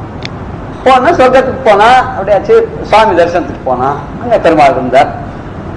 என்ன ஏமாச்சுட்டு இல்லையா, அங்க போய் கூட இந்த மனுஷனா இருந்தா அந்த புத்தி அவனுக்கு போல. என்ன இப்படி ஏமாச்சுட்டு, அனாவர்த்தமும் உங்களையே சிந்தனை பண்ணிட்டு இருந்தேன், உங்களையே பக்தி பண்ணிட்டு இருந்தேன், உங்களை தவிர எதையும் நினைக்கல, எதையும் வேண்டல. அப்படிங்கும்போது கடைசியில தண்ணியில முழுகும் போது காப்பாத்திருந்தேன்னா மற்ற ஜனங்களுக்கு எல்லாம் பகவான் நம்பினவா கைவிடப்பட மாட்டான்னு தெரியலையா? அப்ப சொன்னாராம் பகவான் எப்படி வேணாலும் வருவார், எந்த ரூபத்தை வேணாலும் இருப்பாரு, ஞானம் உனக்கு ஏண்டாப்பா வரல. ஒருத்தன் கயிறை போட்டு இழுத்தான் இல்லையா, வான்னு அதை போட்டது நான் தான். இன்னொருத்த நீச்சல் அடிச்சு என் முதல்ல உட்காந்துக்கோ தூக்கிட்டு போய் கரையில விடுறேன்னு சொன்னாலும் இல்லையா, அதுவும் நான் தான். அந்த பரிசல்ல ஒருத்த ஓடி இருந்து இது மேல கை பிடிச்சு மேல ஏறி வந்து கொண்டு போ, இதுவும் நான் தான். சோ ஒண்ணு புரிஞ்சுக்கோ, பகவானது என்னவோ ஒரு கிரீடத்தை வச்சுட்டோ, இல்ல மயில் பீலி வச்சுட்டோ, ஒரு புல்லாங்கல் வச்சுட்டோ, வில்ல வச்சுட்டோ, கோதண்டமோ வச்சுட்டோ, அப்படி வந்தாதான் பகவான் அது கலியுகத்துல டிராமா மாதிரி ஆயிடும். அப்படியே பகவான் நானே வரேன்னு வச்சுக்கோ. எப்படி ஜனங்கள் படம் வச்சுட்டு பூஜை பண்றோம் அது மாதிரி நான் வரேன். எத்தனை பேர் புரிஞ்சு நான் வச்சுப்பேன், அப்போ நம்ப மாட்டாளா? பகவான் நேரையே வந்துட்டான்னா கூட கொடுத்தேன், பகவானா சும்மா சொல்ல நீங்க எப்படி ஏதாவது டிராமா நடிக்கிறவர்களுக்கு அப்படியே எங்கெல்லாம் கல்யாணம் பண்ணதுக்காக வந்து கொஞ்சம் சொல்லுவான். யாருமே இதை பகவான் ஒத்துண்டு காலில் விட மாட்டாங்க. அதெல்லாம் பகவான் எப்படி வேணாலும் வருவாருன்னு ஞானம் வந்துருச்சோன்னு இது நமக்கு பகவானை தனியா தேடின்னு போனா எல்லாத்தையும் பார்த்துவோம். அதுதான் யோமாம் பஷ்யத்தி சர்வத்தை கீதையில சொன்னான்னு எல்லாரும் சொல்லியிருக்கான். இப்படி எல்லாத்தையும் பார்க்கக்கூடிய பக்குவம் வந்துடுச்சுன்னா நம்ம தேடின்னு போவான், அவன் தேடின்னு வர ஆரம்பிச்சுவான். நம்ம இப்படி ஒரு பிரகிருதி இருக்கே, இதுக்கு நம்ம ஹெல்ப் பண்ணும் தேடின்னு வந்துடுவான். அந்த மாதிரி நீ எப்ப வரப்போற, இருதார் வனசம் தர என்று இசைவாய், உன்னுடைய பாதை கமலங்களை எனக்கு கொடுப்பதற்கு நீ என்னைக்கு இசைய போறே அப்படின்னு கேட்கிறார். என்னைக்கு இசைய போறேன் அப்படின்னு என்ன அர்த்தம்? எப்ப வரப்போற, எப்ப தரப்போற அப்படின்னா இவர் பிராணம் இது வரைக்கும் வரலங்கிற மாதிரி படுறது. ஆனா இவருக்கு வந்தாச்சு. இது ஏன் இருக்குன்னா நாமெல்லாம் சொல்லணும்னு இருக்கு. நம்ம ஒண்ணு கேட்டுட்டே இருந்தா ஒரு நாள் நச்சரிச்சுன்னா சில பேர் நம்ம சாதாரண மனுஷா கூட சும்மா தோணும், என்ன சார் சும்மா தோணும் கொடுத்து தொலைச்சிருக்கணும், அவனா கொடுத்தவன் ஜாஸ்தி கொடுக்கணும்னு நம்ம கேட்டுக்கிட்டு நச்சரிச்சா கொடுத்தோம், சரி போயிட்டு வாங்க அனுப்பிச்சுடா இல்லையா. அப்படி நச்சரிப்பு தாங்காதாவது பகவான் வர மாட்டானா, அதுக்காக பண்ண மாதிரி இதான் நமக்காக பண்ணியிருக்காரு இந்த மாதிரி ஒரு பாடலை. பெரியவா சரணம். இந்நிகழ்ச்சியின் அடுத்த பகுதி நாளை மாலை இதே நேரத்தில் ஒளிபரப்பாகும். பெரியவா சரணம். பெரியவா சரணம்.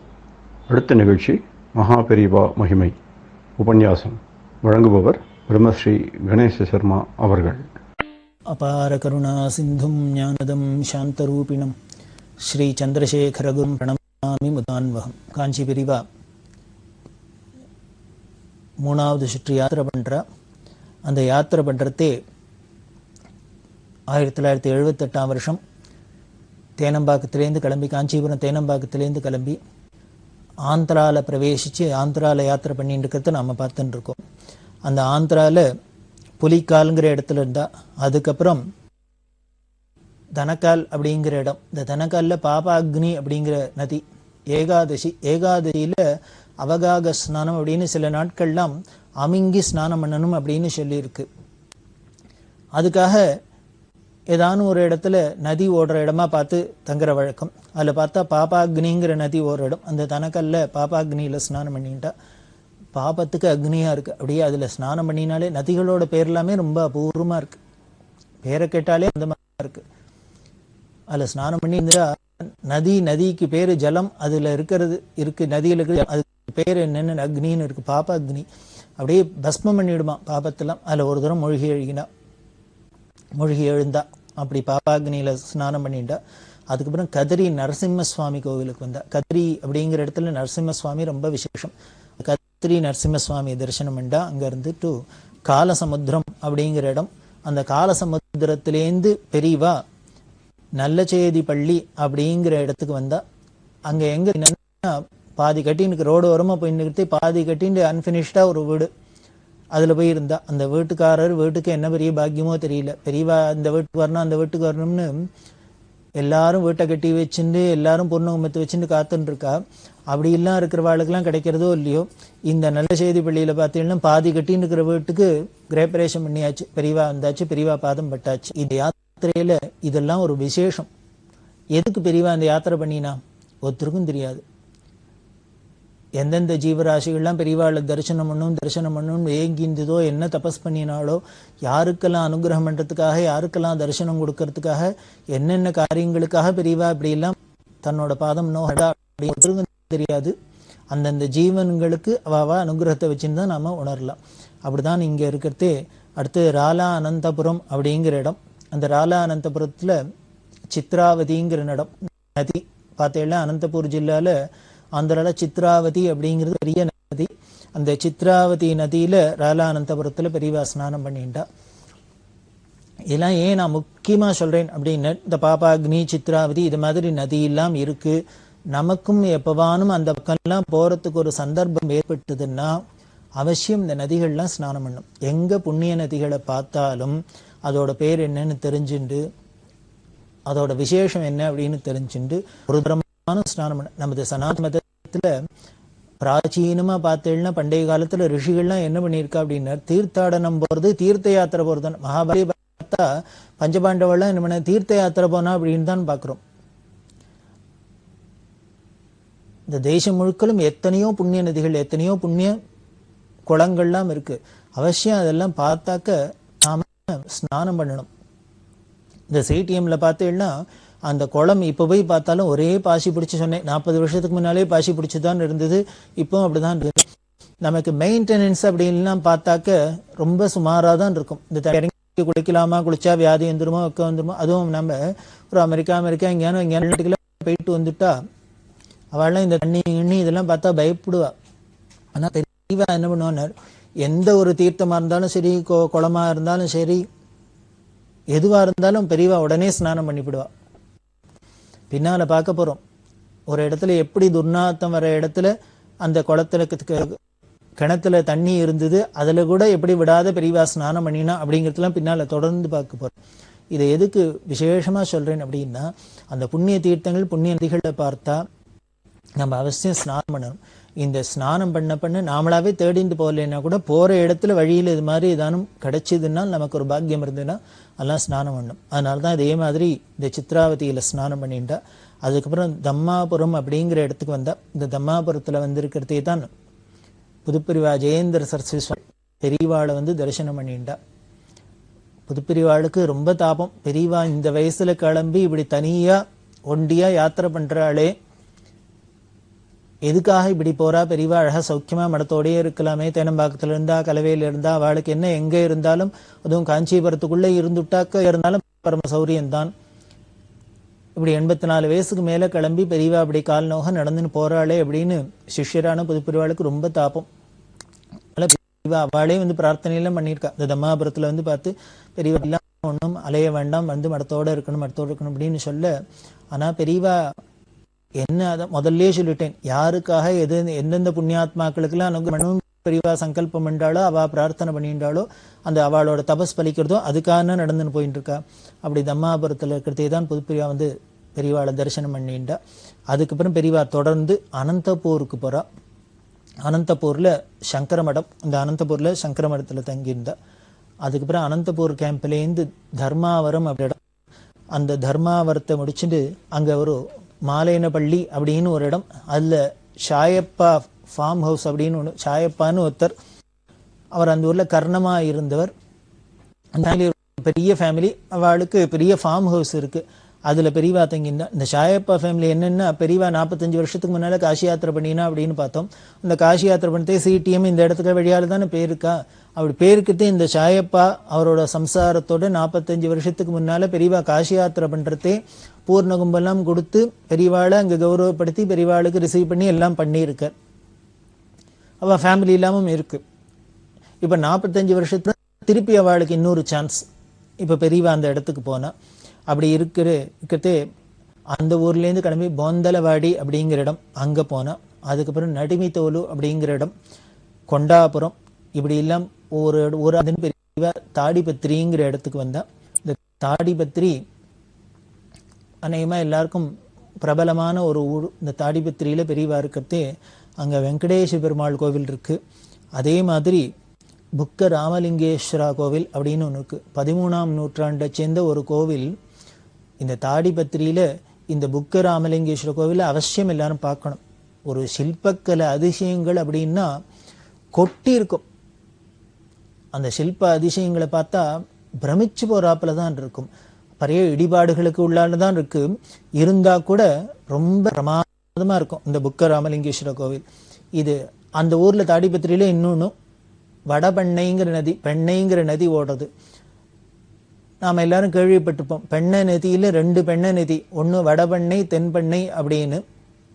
இது நந்தி ஹில்ஸ் அப்படின்னு இருக்கு கர்நாடகத்தில். அந்த நந்தி ஹில்ஸ்லேருந்து உற்பத்தியாகி வருது. நந்தியோட ஒரு மூக்குலேருந்து இடது மூக்குலேருந்து ஒன்று, வலது மூக்குலேருந்து 2 நதி உற்பத்தி ஆகி வருது. அப்படி வர நதி தான் ஒன்று தென்பெண்ணைன்னு பேர், ஒன்று வடபெண்ணைன்னு பேர். தென்பெண்ணை அப்படிங்கிறது இங்கே தமிழ்நாட்டில் இருக்குது, விழுப்புரம் தாண்டி இருக்குது, பண்ருட்டி கிட்ட இருக்குது அப்படிங்கிறதுலாம் பார்க்குறோம். இந்த வடபெண்ணை நதி தான் இங்கே ஓடுறது. இந்த வடபெண்ணை ரொம்ப விசேஷமான பினாக்கினி அப்படின்னு பேர் அதுக்கு. அதை தட்சிண பினாக்கினியும்போம், இந்த வடபெண்ணையை உத்தர பினாக்கினி அப்படின்னு சொல்ல வழக்கம். இந்த உத்தர பினாக்கினி அப்படிங்கிற அந்த நதிக்கரையில் தான் இந்த புக்க ராமலிங்கேஸ்வரர் கோவில் இருக்குது. ஒரு கரையில் இந்த புக்க ராமலிங்கேஸ்வர கோவில், இன்னொரு கரையில் வெங்கடேஸ்வர பெருமாள் கோவில். அதில் இந்த தாடிபத்திரியில் இருந்தால் அந்த கோவில் ரொம்ப விசேஷமாக இருக்குது. அது போய் பெரியவா மெனக்கெட்டு பார்க்கணும் அப்படின்னு உலகத்துக்கு காமிக்கணும் அப்படிங்கிறதுக்காக போனாப்பில் இருந்து அங்கே எல்லாம் இருந்தால். அப்புறம் கொண்டபாடு அப்படிங்கிற இடத்துக்கு வந்துட்டு அங்கேருந்து குத்திங்கிற இடத்துக்கு வந்தா. குத்தியில் பெரியவா இருந்து திம்மம் செர்லா அப்படிங்கிற இடத்துக்கு வந்தா. இந்த திம்மம் செர்லால ஒரு ஹனுமார் கோவில், அந்த ஹனுமார் கோவிலில் தங்கியிருந்தா. அப்படி இருக்கிறதே இந்த திம்மம் செர்லால இருக்கிறதே பெரியவா கிளம்பிட்டா, யாத்திரை கிளம்பிட்டா. அப்படியே கனமழையான மழை பெய்யறது, கொட்டுறது. கூட இருக்கிறவாள்லாம் போக வேண்டாம் போக வேண்டாம் போக வேண்டாம் அப்படின்னா பெரியவா கேட்கல. கனமழையும் பொருட்படுத்தாத பெரியவானா எப்படி போனான்னு சொட்ட சொட்ட நடைஞ்சுண்டு எல்லாரும் நனைய பெரியவா இந்த திம்மம் செர்லாலேருந்து கிளம்பி குண்டக்கல்லுக்கு வந்தா. குண்டக்கல்ல கன்னிகா பரமேஸ்வரி அப்படிங்கிற கோவில். ரொம்ப சில விஷயங்கள்லாம் அந்த சமயத்தில் பார்க்குறதே ரொம்ப மனசுக்கு தாபமாக இருக்கும், நமக்கு வேதனையாக இருக்கும். ஐயோ, இப்படி இந்த தள்ளாத வயசில் பெரியவா அந்த கரடு அந்த ரோடெல்லாம் பார்த்தேன்னா எப்படி திரும்ப கரடு முரடாக இருக்கும். காட்டு பாதையும் மேட்டு பாதையும் இருக்கும், கல்லு முள்ளுமா இருக்கும். அதில் பெரியவா இந்த வயசில் இப்படி கொட்டுற மழையிலையும் நினைஞ்செல்லாம் போனால் கூட இருக்கிற வாழ்க்கைலாம் எப்படி இருக்கும்? கண்ணால் ரத்தம்தான் வரும். ஆனால் என்ன காரணம் ஏதுன்னு தெரியாது. பெரியவா அப்படிதான் யாத்திரையை தொடர்ந்துருந்தா. அந்த குண்டக்கல்ல கன்னிகா பரமேஸ்வரி கோவிலில் வந்து தங்கினா. அந்த கன்னிகா பரமேஸ்வரி கோவிலில் தங்கிட்டு இப்படி பண்ணுற யாத்திரையில் சில இடம் கார்த்தால ஒரு இடம், ராத்திரி ஒரு இடம், கார்த்தால ஒரு இடம், ராத்திரி ஒரு இடம், இப்படியும் நடந்திருக்கா. சில ஊரில் ஏகாதசி அப்படின்னு வந்துருத்துனா அந்த ஏகாதசி அன்னைக்கு அதே இடத்துல இருப்பா. அதுக்கப்புறம் துவாதசி அன்னைக்கு அதே இடத்துல இருந்துட்டு அப்புறம் கிளம்புவா. இப்படி சித்தம்போக்கு சிவம்போக்கு அப்படின்னு இங்கே இதுக்கு ஒன்றும் ஸ்பெசிஃபிகேஷன்லாம் கிடையாது. இத்தனை நாள் இருப்பா, இங்கே இத்தனை நாள் இருப்பா, இன்னைக்கு யாத்திரை பண்ணுவா, இப்போ யாத்திரை அதெல்லாம் கிடையாது. கார்த்தால பாட்டுக்கு நடந்துருப்பா, சாயந்தரம் நடப்பா, ராத்திரி நடப்பா, கார்த்தால் நடப்பா, ராத்திரி நடப்பா, சாயந்தரம் அவள் தோணினபடி போயிட்டே இருப்பா. எல்லாரும் வேற ஒன்றுமே சொல்ல முடியாது, பின்னால் திறந்து போக வேண்டியதான். இந்த கண்டிஷன்லாம் முன்னாலேயே சொல்லிட்டா. காஞ்சிபுரத்தை எல்லையிலேயே கேட்டாச்சு, என்ன ஏது என்னன்னு ஒரு கேள்வியும் கேட்கக்கூடாது, பெஷாத கூட நடந்து வரணும் அப்படின்னு. அப்படி குண்டக்கல்லேருந்து கதேகால் அப்படிங்கிற இடத்துக்கு வந்தா. இந்த கதேகால்லேருந்து ஜோலதர்ஷி அப்படிங்கிற இடத்துக்கு வந்தா. இந்த ஜோலதர்ஷிலேருந்து தான் ஆந்திரா கர்நாடகா பார்டர். இப்போ பெரியவா தன்னோட யாத்திரையில் தமிழ்நாட்டிலேருந்து கிளம்பி ஆந்திராவுக்கு வந்து ஆந்திராவில் பல ஊர் பல ஊர்ல நான் சில ஊர் பெயரை சொல்லியிருக்கேன், நிறைய ஊர் பெயரை விட்டு இருக்கு. அப்படி முக்கியமான சில இடங்கள் பெயரை மட்டும் நான் காதலியான விட்டோம். ஏன்னா அந்தந்த ஊர் பக்கம் போனோம்னா யாரானுக்கும் இந்த பெயரை பார்த்தோன்னே, ஓ இந்த இடத்துல தானே பெரியவா திருப்பம், இந்த இடத்துல தானே பெரியவா இருந்திருப்பா அப்படின்னு பெரியவாளை ஸ்மரிச்சுக்கிறதுக்கு இது ஒரு ஆப்பர்ச்சுனிட்டியா இருக்கும். அதனாலதான் ஸ்பெசிஃபிக்கா வேணும்னு இந்த ஊரோட பேர்லாம் சொல்றேன். இல்லையா எதுக்கு சார் இப்படி ஊர் பெயரை சொல்ல, பல பேருக்கு தோணலாம் அங்க என்ன நடந்தது சொல்லுங்க, என்ன நடந்தது சொல்லுங்க அப்படின்னு. நமக்கு இந்த விஷயங்கள் நடந்தது, இந்த அதிசயங்கள் இதிலேயே தான் நமக்கு புத்தி இருக்கும். அது இருக்கட்டும், அவசியம் அதெல்லாம் தெரிஞ்சுக்கணும். இருந்தா கூட இந்த பேரு ஊரு யாத்திரையெல்லாம் சொன்னா எத்தனை ஊரு எத்தனை க்ஷேத்திரம் இதெல்லாம் அந்த இடத்துக்குலாம் நாம போறதே இல்லை. அந்த ஊரு காதுல எடுத்து உட மேப்லயோ எங்கேயோ பாக்குறோம், படத்துல பார்த்தா கூட அந்த இடத்த பார்த்தா அந்த ஊர் பேரை பார்த்தா, ஓ இந்த இடத்துல தானே பெரியவா இருந்திருப்பா, இந்த இடத்துல தானே பெரியவா இருந்திருக்கா, இந்த கோவில்ல தானே இருந்திருக்கா, இந்த நதியில தானே ஸ்நானம் பண்ணி அப்படின்னு பெரியவா ஸ்மரணை வரத்துக்கு இது ஒரு சந்தர்ப்பமா இருக்கும். அதனாலதான் நான் வேணும்னு இதை சொல்லிட்டு இருக்கேன். அப்படி இருக்கிறதே ஜோலதர்சி அப்படிங்கிற இடத்துல தான் கர்நாடகா எல்லை ஆரம்பம். கர்நாடகா எல்லைக்குள்ள பெரியவா காலை வச்சு ஹகரிங்கிற இடத்துக்கு வந்தா. பெரியவா சரணம். இந்நிகழ்ச்சியின் அடுத்த பகுதி நாளை மாலை இதே நேரத்தில் ஒளிபரப்பாகும். பெரியவா சரணம். பெரியவா சரணம். அடுத்த நிகழ்ச்சி திருவாசக இன்னிசை. வழங்குபவர் ஸ்ரீ சத்குருநாத தேசிகர் அவர்கள். பெரியவா சரணம். திருச்சிற்றம்பலம். திரு அம்மானை செப்பார் முலை பங்கண் தென்னன் பெருந்துரையான்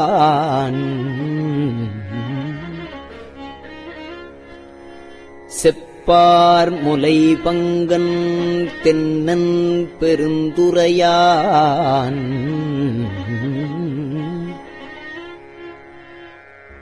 தப்பாமே தாளடைந்தார் நெஞ்சுக்கும் தன்மையினான்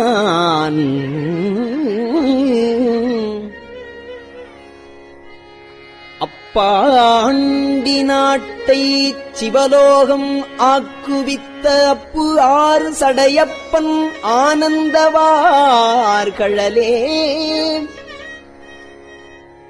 ஒப்பாக ஒப்புவித்த உள்ளத்தாறு உள்ளிருக்கும் அப்பாலைக்கு அப்பாலை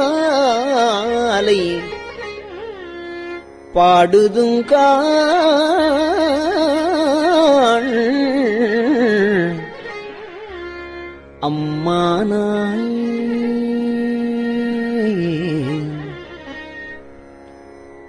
மைப்பொலியும் கண்ணிகேள் மால் அயனோடு இந்திரனும் எப்பிறவியும் தேட என்னையும் தன் இன்னருளால்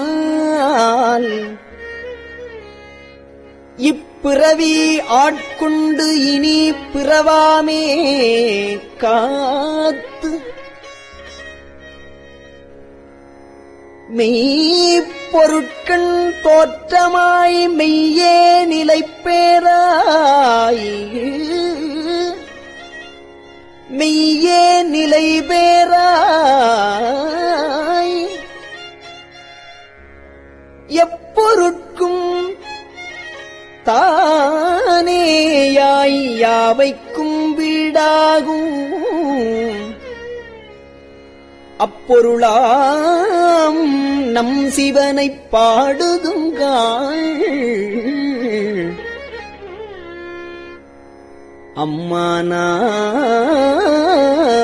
அம்மானாய்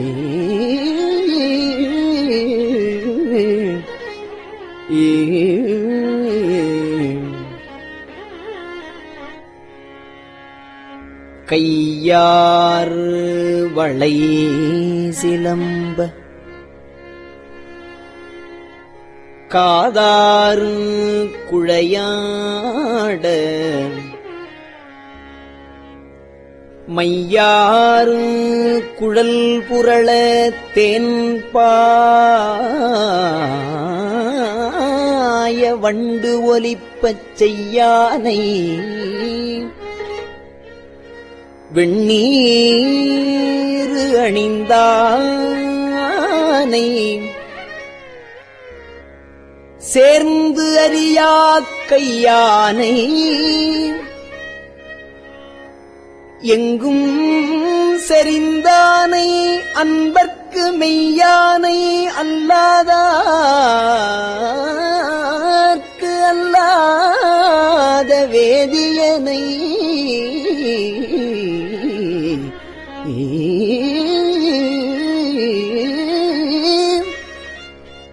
சேர்ந்தறியா கையானை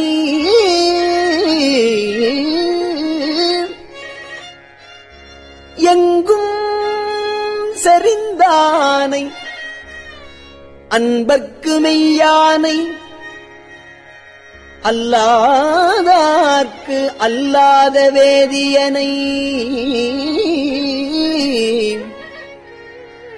ஐயாறு அமர்ந்தானை ஐயாறு அமர்ந்தானை பாடுதுங்காள்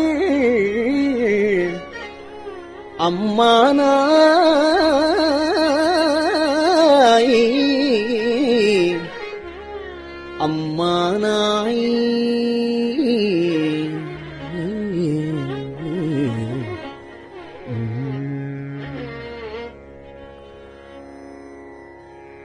ஆனையாய் கீழமாய் மானுடராய் ஆனையாய் கீழமாய் மானுடராய்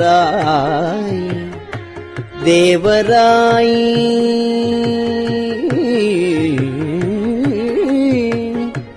ஆனையாய் கீழமாய் மானுடராய் தேவராய்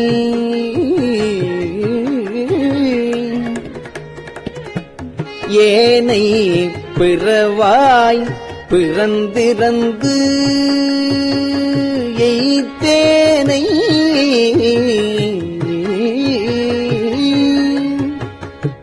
ஊனையும் நின்றுருக்கி என் வினையை ஓட்டுகந்து தேனையும் பாலையும் கண்ணலையும் ஒத்து இனிய கோனவன் போல் வந்து என்னை தன் தொழும்பில் கொண்டருளும் வானவன் பூங்கழலே பாடுதுங்கான் அம்மானாய்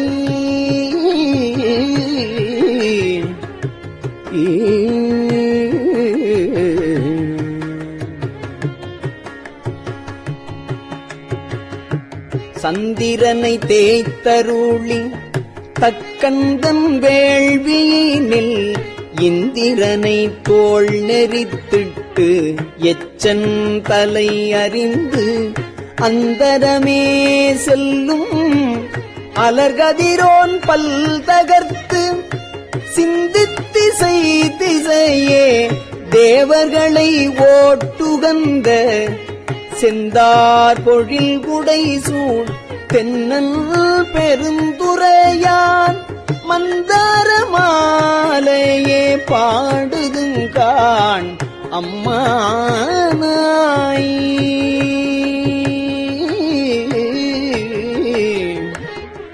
ஊனாய் உயிராய் உணர்வாய் என்னுள் கலந்து தேனாய் அமுதமுமாய் திங்கரும்பின் கட்டியுமாய் ஊனாய் உயிராய் உணர்வாய் என்னுள் கலந்து தேனாய் அமுதமுமாய் திங்கரும்பின் கட்டியுமாய் வானோர் அறியா வழியமக்கு தந்தருளும் தேனார் மலர்குன்றை சேவகனார் சீரொளி சேர் ஆனா அறிவாய் அளவிறந்த பல்வுயிர்க்கும் கோனாகி நின்றவா கூறுதுங்கான் அம்மானாய்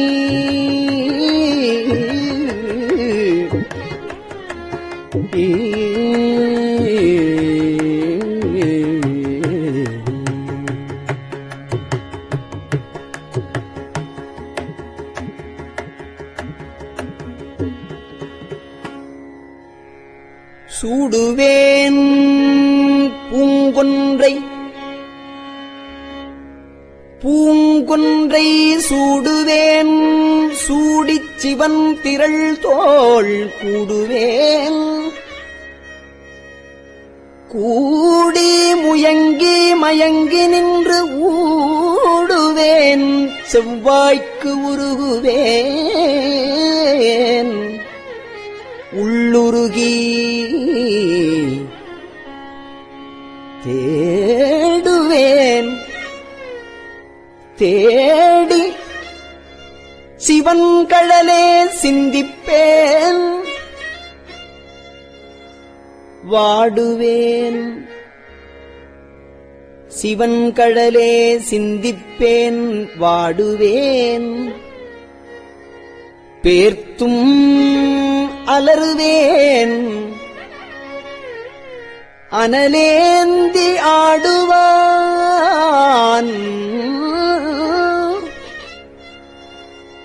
அனலேந்தி ஆடுவான் சேவடியே பாடுதுங்கான்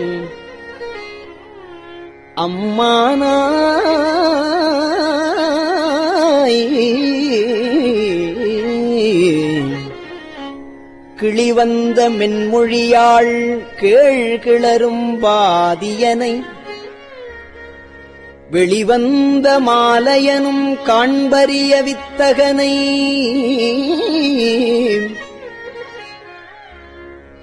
தெளிவந்த தேரலை சீரார் பெருந்துறையில் எளிவந்து இருந்து இறங்கி எண்ணறிய இன்னருளால்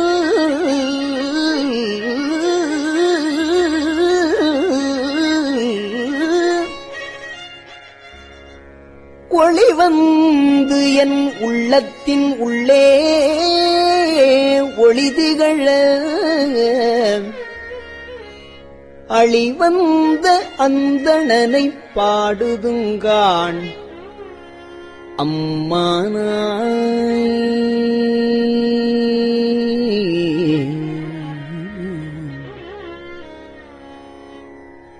முன்னானை மூவர்க்கும் முற்றுமாய் முற்றுக்கும் முன்னானை மூவர்க்கும் முற்றுமாய் முற்றுக்கும் பின்னானை பிஞ்சகனை பேணு பெருங்குறையின் முன்னானை மூவர்க்கும் முற்றுமாய் முற்றுக்கும் பின்னானை பிஞ்சகனை பேணு பெருங்குறையின் மன்னானை வானவனை மாதியலும் பாதியனை தென் ஆனை காவானை தென்பாண்டி நாட்டானை என்னானை என்னப்பல் என்பார்கட்கு இன்னமூதை அன்னானை அம்மானை பாடுதுங்கானம்மானாய்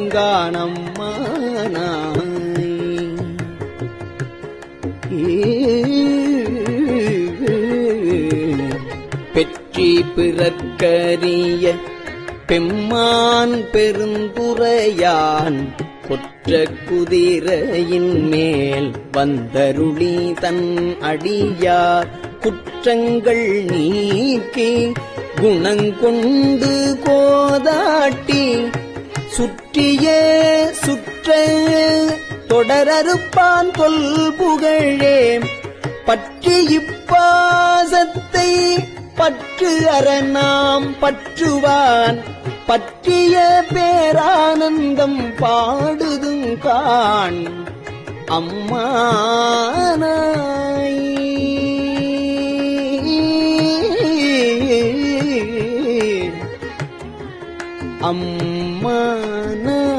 அம்மானாய்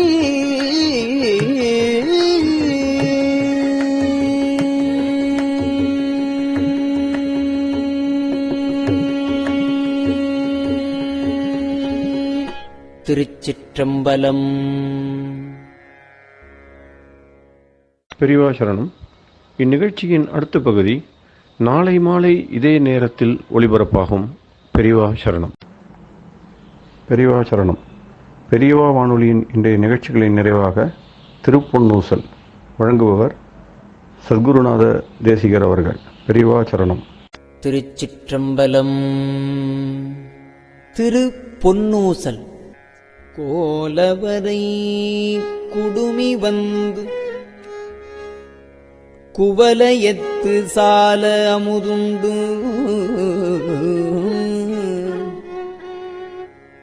தாழ்கடலின் மீதெழுந்து ஞாலம் மிக பரிமேற்கொண்டு நமையாண்டான் சீலம் திகழும் திரு உத்தரகோசமங்கை மாலுக்கு அரியானை வாயார நாம் பாடி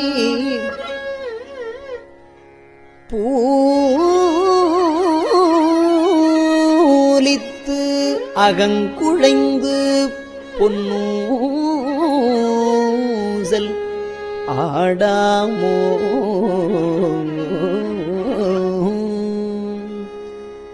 திருச்சிற்றம்பலம்.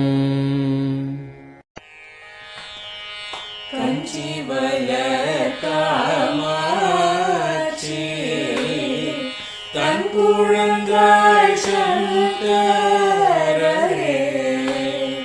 கஞ்சி வளர காமாட்சி தன் குழந்தாய் சங்கரரே குரு சந்திரசேகரரே உறங்கிடுவீர்களே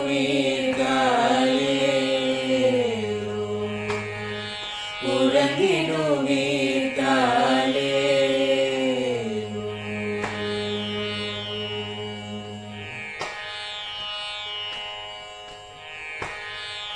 ஆதிகுரு சங்கரராய் அன்றொரு நாள் வந்தவரே அறுபத்து எட்டாகும் பீட்டபதி காலே ஏழுலகும் பூப்பவரே காப்பவரே கடப்பவரே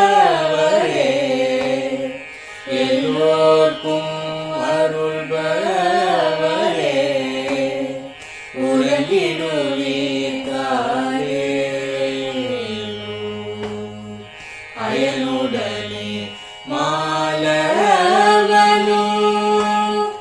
தேடிய பொற்பதத்தவரே அருமறைகள் சாற்றும் முயல் மலர்பதமே காலே முக்தி நிலை எய்திடவே சக்தி தரும் சத்குருவே முக்தி நிலை எய்திடவே சக்தி தரும் சத்குருவே நித்தமெங்கள் நாவீசையில் நித்திரை கொள்தாயே நித்தமெங்கள் நாவீசையில் நித்திரை கொள்தாயே நித்தமெங்கள் நாவீசையில் நித்திரை கொள்தாயே.